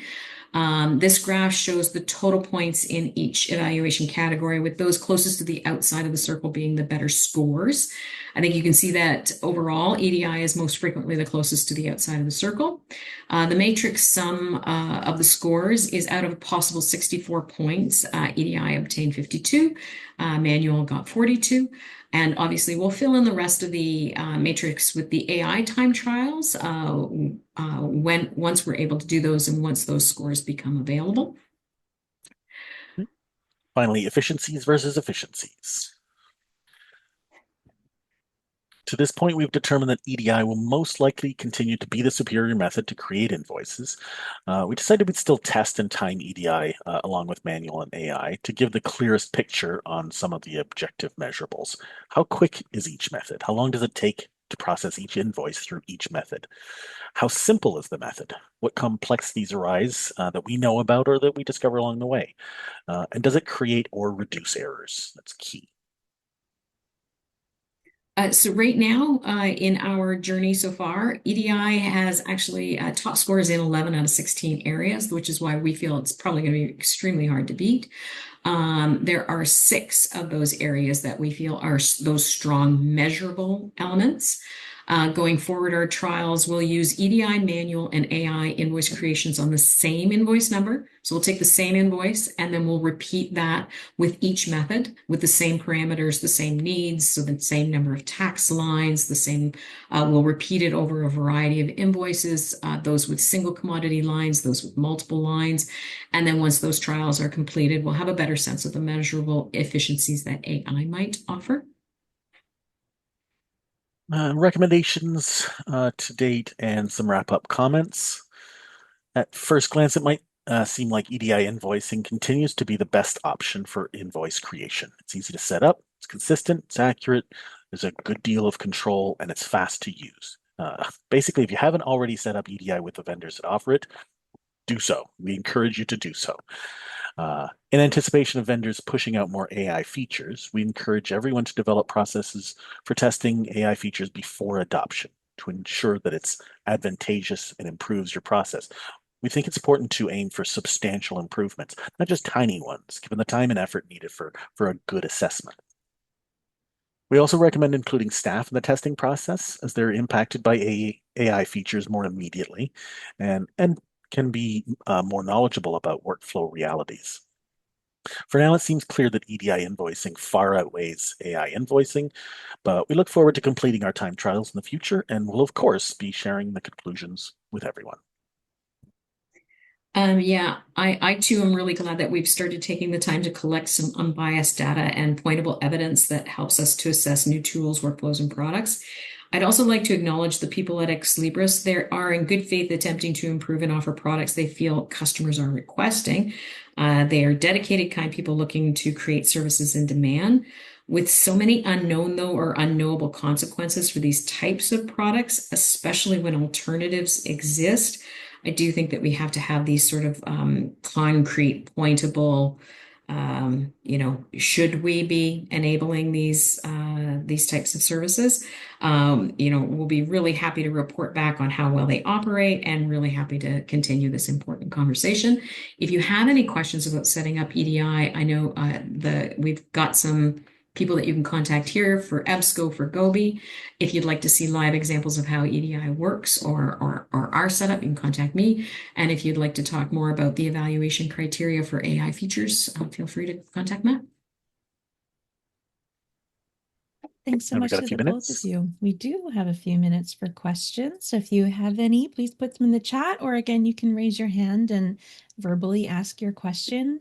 Thank you for your presentation. It was great to see the comparisons between the two different options. Lots of claps in the chat. That's great to see.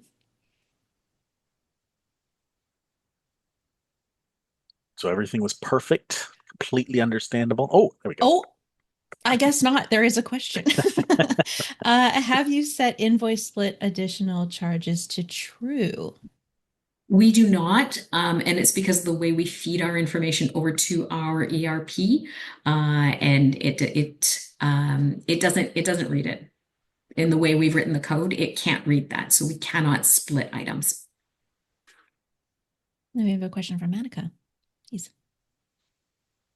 Thanks for your presentation, Sharon and Matt. It was really great. I really like the sort of needs assessment approach that you've taken with this feature before diving in. Question about the matrix that you use to do that assessment. Is that something that you're anticipating on using for other tools and features? Will it look the same? Do you anticipate that it might change depending on what the feature is? Like, is that part of an overall approach that you have? Yeah, I mean, this was developed with this concept in mind, with this process in mind, but it is rather general. So anything that has to do with staff time, that has to do with and potential environmental impacts, yeah, this could be easily used.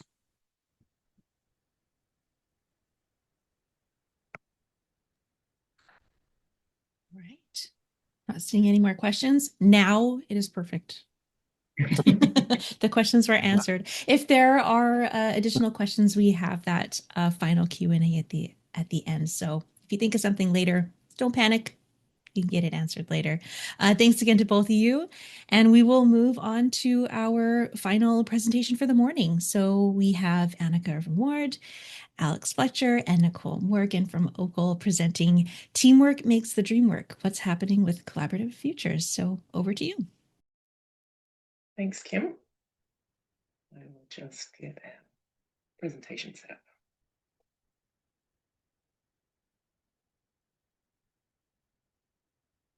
Okay, do you see our slides of the presenter view? Yes, full slide. Full slides, excellent.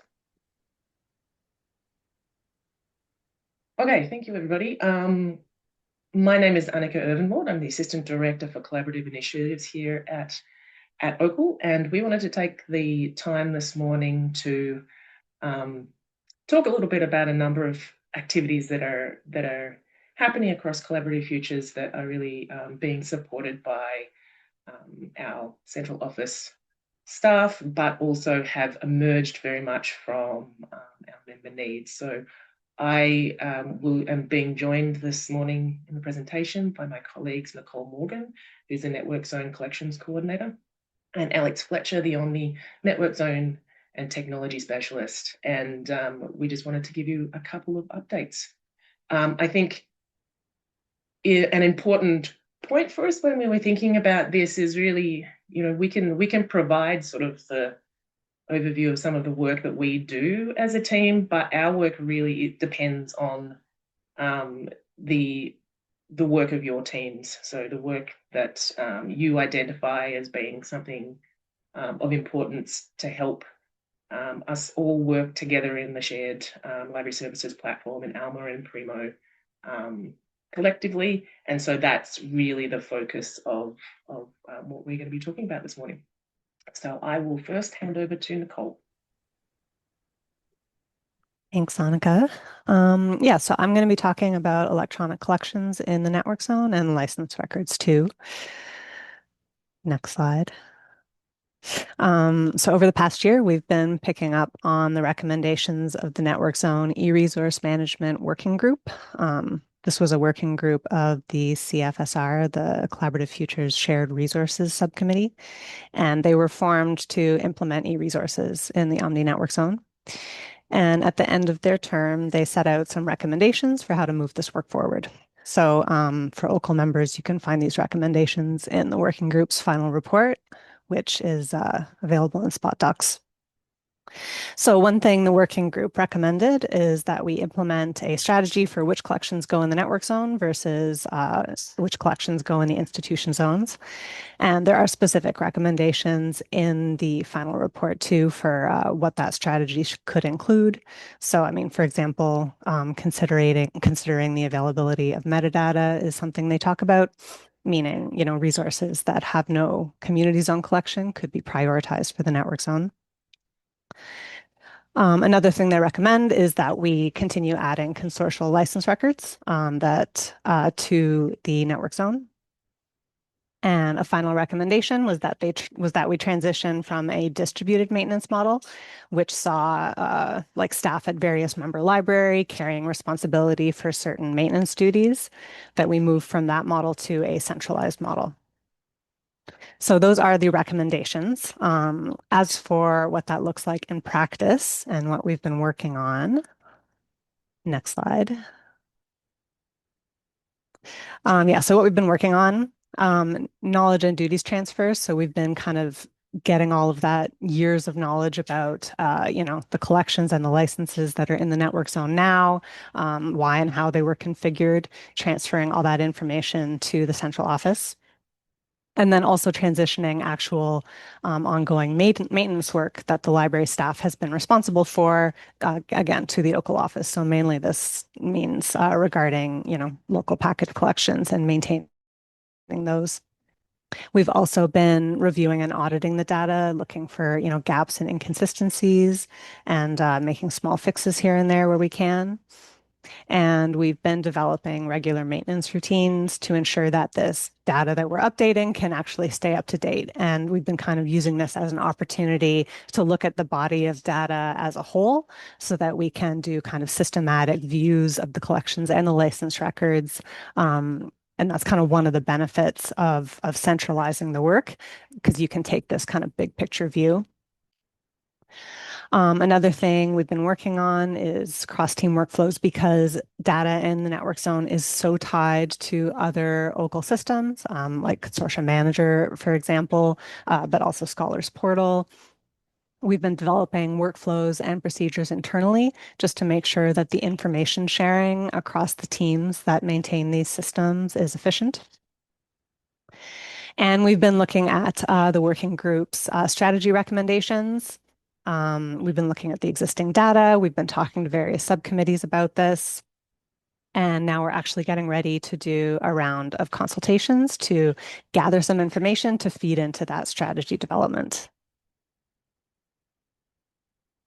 So as for those consultations, yeah, we're going to be meeting with each library just to talk about use cases for these records and information needs for both the electronic collections in the network zone and for consortial licenses overall. So that includes the network zone license records, obviously, but we're also going to be talking about Consortium Manager and workflows of your staff as you interact with all of these records. And because we're covering really broad ground in these consultations, and we're going to be looking at the information and the data from multiple angles and all the different ways that they're used, we really want to make sure we talk to, a variety of staff at each library so that we have, a variety of staff at these consultations. So there's the collaborative future staff, of course, but also resource sharing staff and your OCUL IR reps for each school, because as we saw in that license to lend session, for example, just how interdependent all this data is. So we want to kind of talk to everybody to make sure that we understand how you're using them, because that will feed into decisions that we make with the committees and the subcommittees about those strategy questions, like, for example, what kind of collections should go into the network zone versus the institution zone. So right now we're just kind of pulling those questions together, and then we will reach out to each library to set up meetings, and you'll hear more about that. And that's it. So thank you. Thanks, Nicole. So we'll have time for questions after we've all finished speaking. I would now like to talk to you about an initiative that's been going on for a while in Collaborative Futures related to onboarding and training. So you may remember that following some feedback that was related to the challenges that some were experiencing providing support or appropriate support for those learning Alma and Primo and those transitioning into new roles, the onboarding and training working group for Collaborative Futures conducted a needs assessment that included 10 focus groups and a member survey, and also an environmental scan of other Alma and Primo library consortia. So the goal here was to identify any opportunities to provide additional supports to our member libraries that could be used in tandem with local onboarding and training processes to help fill gaps and provide appropriate context. So the key findings from this needs assessment was that there's inconsistent onboarding across functional areas and institutions, and this really might be due to either limited resources or due to a lack of a central trusted documentation collection that was relevant to the OCUL and Omni context. So really putting processes and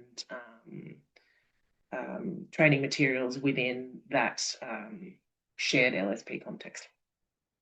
There was also a strong desire to have public and role-based documentation to reduce barriers for accessing the documentation, particularly that which we already had on Spot Docs. having to log into yet another platform makes that less likely to be used, as that's the feedback that we received. And then also providing step-by-step documentation that was scalable for different user levels, and an approach of building on the basics, so folks could actually work through a set of documentation and increase their knowledge from the materials, depending on their role level and responsibilities. So the recommendations from the working group, the first and primary one was to actually build a documentation hub, a dedicated documentation hub,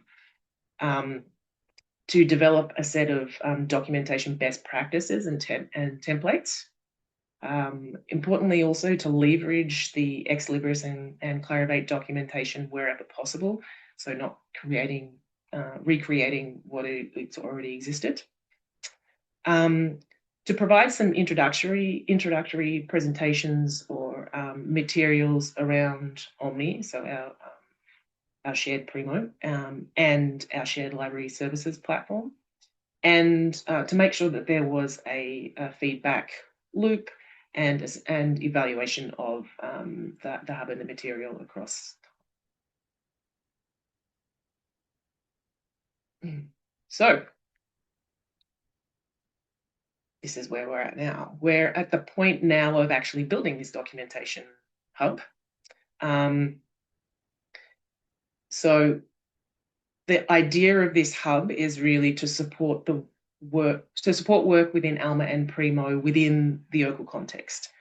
And an important part of this is separating the governance context for collaborative futures with the instructional content. So a lot of what we have now on Spot Docs is actually very much intertwined with all of the committees and working groups. And so how do we actually bring that forward so it's a lot easier to access and a lot easy to work with? So the working group has worked very closely with OCUL staff to plan out the hub, and we have a set of principles that we're sort of moving forward with. Principle of providing a high-level context for those who are new to Omni and our shared library services platform. Different sections for different functional areas that very roughly map to an overall workflow or life cycle for a resource. So acquisitions, ERM, discovery, all the way through. There will be additional sections also for policies and best policies, configuration and issue reporting as well. So it should be, the idea is it will be easy and direct to find what information you need at any point. So moving forward, this would mean that we would be migrating some of the existing content that is in Spot Docs, but we may need to actually create some new content as well. And also, there will be the opportunity to point to existing vendor resources where possible and appropriate. The idea is that we will be housing this within Spot Docs and it will be open to the public. We have benefited very much over time from other consortia who have made a lot of their documentation public, and we would like to be able to do the same and share back, as we have done with the resource sharing hub. And then finally, standardization of how the material is actually presented so we can make sure that it's easy to navigate and there's consistency.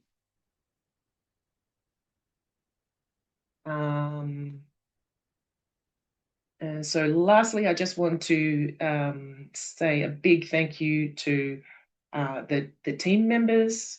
So the working group members over time have been Courtney Bremmer from Waterloo, Kaylee Fellis from Guelph, Liesl Shona Saunders from Algoma, and Amber Allen from Guelph.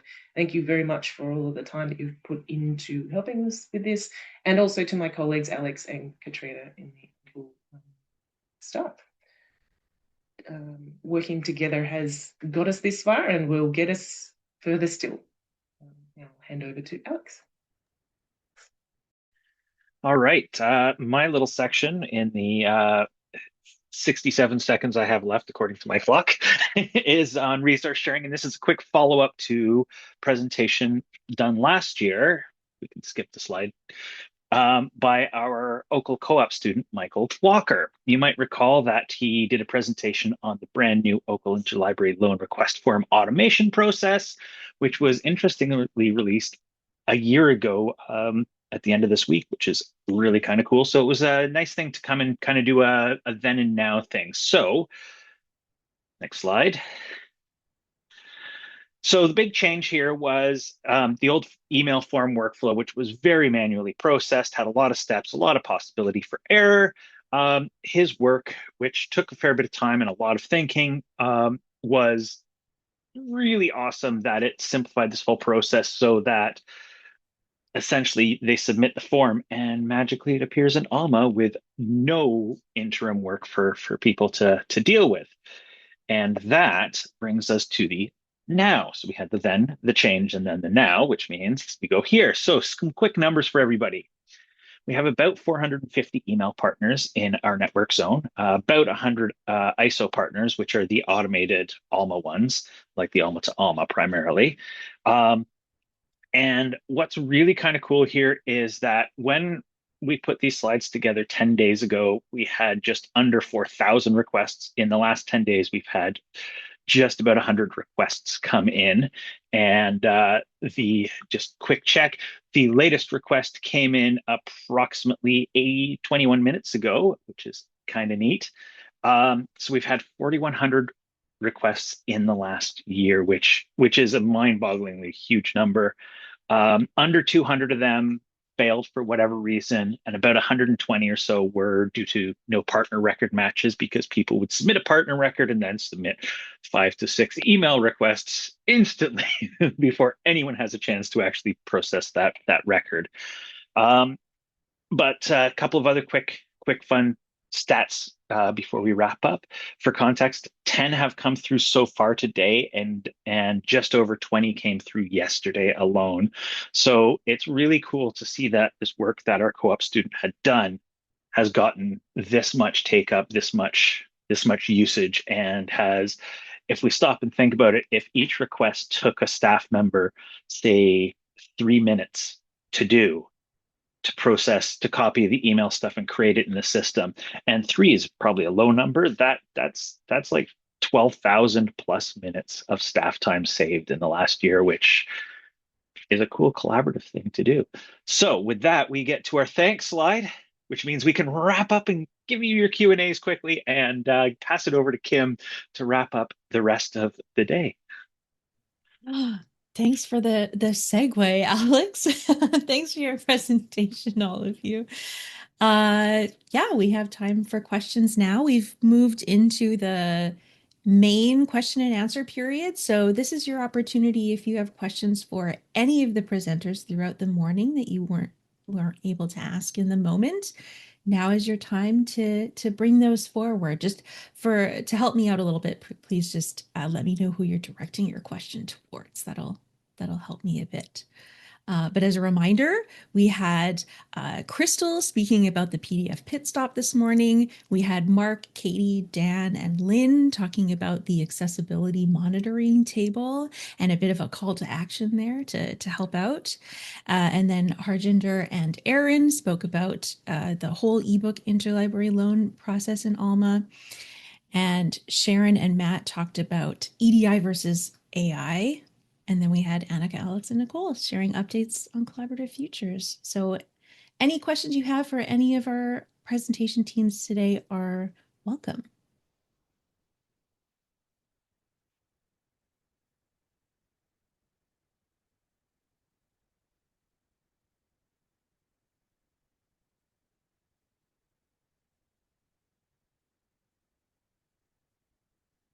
I think we timed everything so well, Kim, that all of the questions came in after the presentation. I know, we were able to answer everything in the moment, which was really great. If there's no questions, oh, there is a question. Thank you. This is for Mark, Katie, Dan, and Lynn. What has your experience been like working with Ex Libris or other Alma Primo customers to advocate for and work towards solutions for accessibility issues? Lots of thumbs up for that question too. This is Mark. I think they've been good. Yeah, we have regular meetings and putting things on the agenda. They're listening. Yeah, so I think that they've been good. That's Ex Libris and Clarivate, or other Alma Primo customers. Other customers, we did connect with the Consortium of Academic and Research Libraries of Illinois because they seem to be addressing a problem that we had. So there's a bit of an exchange and a collaboration, and that's something I think I'm really excited about is the possible inter-consortial and inter-library collaborations because we all may have the same issues. So that was good. I think a key thing is kind of trying to identify the other libraries out there that may be working on the same problem that we are, and we haven't met yet.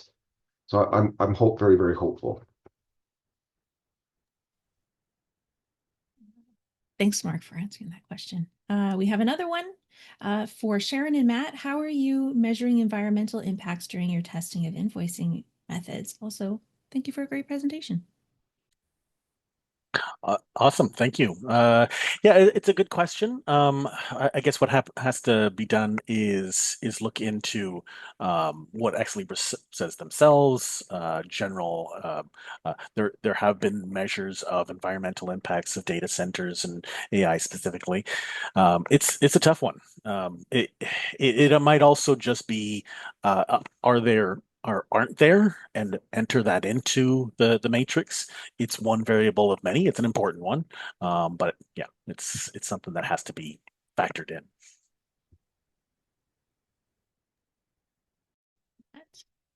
Another question, and this is general to the presenter speaking on Primo. Has the current release of NDE been an obstacle in any way?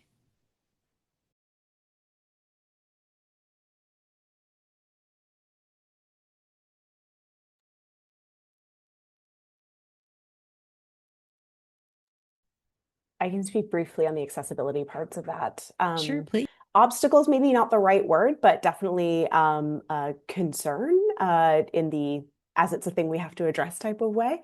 So there's accessibility testing that needs to be done in Primo ND that has been done, like tons of it, and that we need to continue to do, and identifying issues that like maybe we wouldn't even guess exist. Some of them are simple. So I know I found one in NDE that just required just a tag wasn't properly applied, and it's a quick fix, but it's figuring out the ways to fix those problems. Where from the accessibility standpoint, accessibility fixes are different than bug fixes because accessibility is not a bug. So in some of those ways, it's hard to kind of navigate the channels.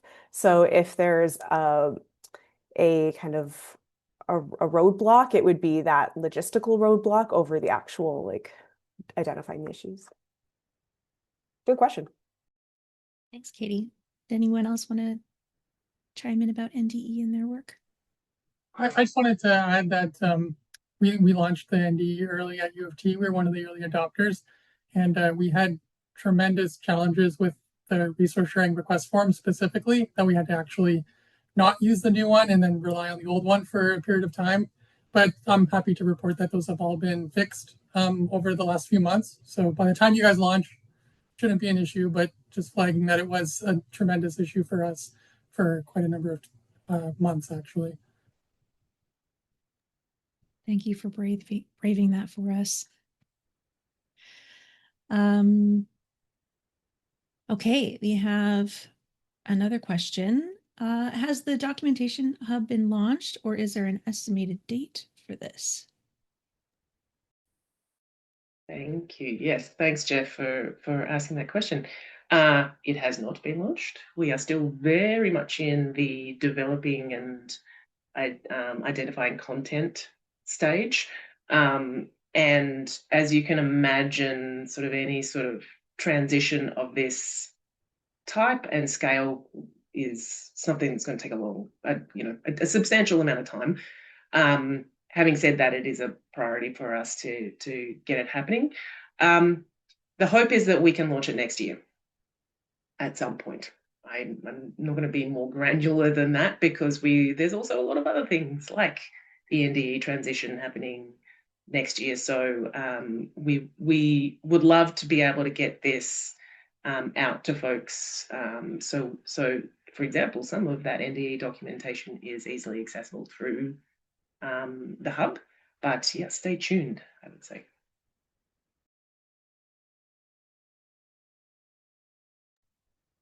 And we're perfectly at time. Thanks for all the additional questions, everyone. I'll hand it over to you, Annika, for closing remarks. Wonderful. Thank you, Kim. Okay, so thank you again to everyone for your questions and to our presenters. I'm really so very grateful for everything that everyone's been able to share in the mini conferences. I love hearing about the successes, the creative ways you've tackled challenges and the lessons that you've picked up along the way. And I think this really demonstrates that there's always something new to learn from each other. Today's presentations really highlighted the practical, collaborative work happening across our community, from improving accessibility and expanding ebook lending or building ebook lending, to streamlining workflows and assessing new technologies and building shared resources that benefit all the Omni partners and some of them hopefully beyond that. So together, these projects show how much we can accomplish and learn from each other by doing this work together at various levels. So I want to say thank you and sort of like point to some of the things that I noted in the sessions today. Thanks for Crystal and her colleagues for sharing how McMaster has implemented the Alma's document delivery accessibility workflow, the PDF Pitstop, sharing those local processes and providing examples of how this might work locally and considerations. I think is really important to thinking about how we can remove barriers, and I'm looking forward to continuing on some of that conversation that was flagged, so we can continue to do this. Thank you to the Collaborative Futures Accessibility Subcommittee for sort of reminding us about that monitoring table and introducing it to those who may not have been familiar with it. You know, it's an important tool for us to be tracking, documenting, and responding to those really complex accessibility issues. And I appreciate the acknowledgement that you know, some of these issues, long-standing issues, for example, do require a lot of thinking, and incremental change is how we sort of need to move ahead with them. And thank you for the invite for all of us to contribute to this work, and the acknowledgement that accessibility really is something that sort of touches all of our work. Thanks, Harjinder and Erin, for your fascinating insight into how you are moving ahead with ebook lending, and how that really touches on various aspects of the sort of life cycle of a resource, how so much of what we do is interdependent, as Nicole acknowledged as well. Looking forward to seeing that conversation continue as well, and thank you for agreeing to share some of that documentation. I'm sure that you'll see that come up on the Resource Sharing Hub shortly. And then Sharon and Matt, thank you for your for sharing your evaluation of the AI invoicing scanning feature. I think we are being presented with so many AI powered tools and workflows right now that I agree it's really important for us to take a step back and really think about when it is good to use them, when it's appropriate to use them, when it might not be, and to really base that not just on sort of the emotional gut feeling, but to gather as much information and data as we can what would be a good move forward. Looking forward to hearing part 2, and I'm sure that we will be able to find a forum for that for all those who are interested. And then thank you, of course, to my colleagues Nicole and Alex. We hope it sort of gives you a little bit of an insight on how some of the work that has been going on for quite a while continues to move on and really is in service of supporting your work of your local teams as well. So again, please join me in thanking all of our presenters. Thank you to everyone who's joining us from not only our OCUL member libraries today, but also our colleagues from the colleges across Ontario. We know that, we're both working in Alma and Primo, and we hope that this has really sort of sparked some ideas for you, hopefully for us it's connecting some dots, maybe even raising some new questions for us to explore over the summer and beyond. So we're looking forward to many more opportunities to share and learn from each other. I also want to give a shout out to the amazing network of people who make collaborative futures possible. This work simply wouldn't happen without your ideas, energy, and contributions. Huge thank you to everyone who serves on one of our committees, subcommittees, or working groups. If you would like to learn more about those groups, you can find information on our website, and we'll pop that into chat in a minute. And a reminder that these groups, we put out a call for these groups and any vacancies on them at the beginning of the calendar year for terms that start in the middle of the year. So keep an eye out for that if you are thinking of volunteering your own expertise. And finally, thanks to my colleagues on CF Communications Subcommittee for organising the conference today. Thanks to Kim for moderating. Thank you to Nicole Nolan for our welcome, and thank you to Scott Turner from Carleton, Sylvie Nugent from Ottawa, and Katrina Fortner from OCUL, members of the subcommittee, and to help us put forward the program today. I'm not sharing my feedback slide, but we can pop that into the chat. Please share your feedback on the mini conference. We'll be sending you a link to a feedback form this afternoon. We'd really love to hear what you think, and it helps us plan for future meetings. And of course, stay tuned for details on the recordings that we will be sending out. You're welcome to share that with your colleagues as well. Thanks again, everyone, for being here today, for being part of this community, and wishing everyone a wonderful summer. And see you again soon.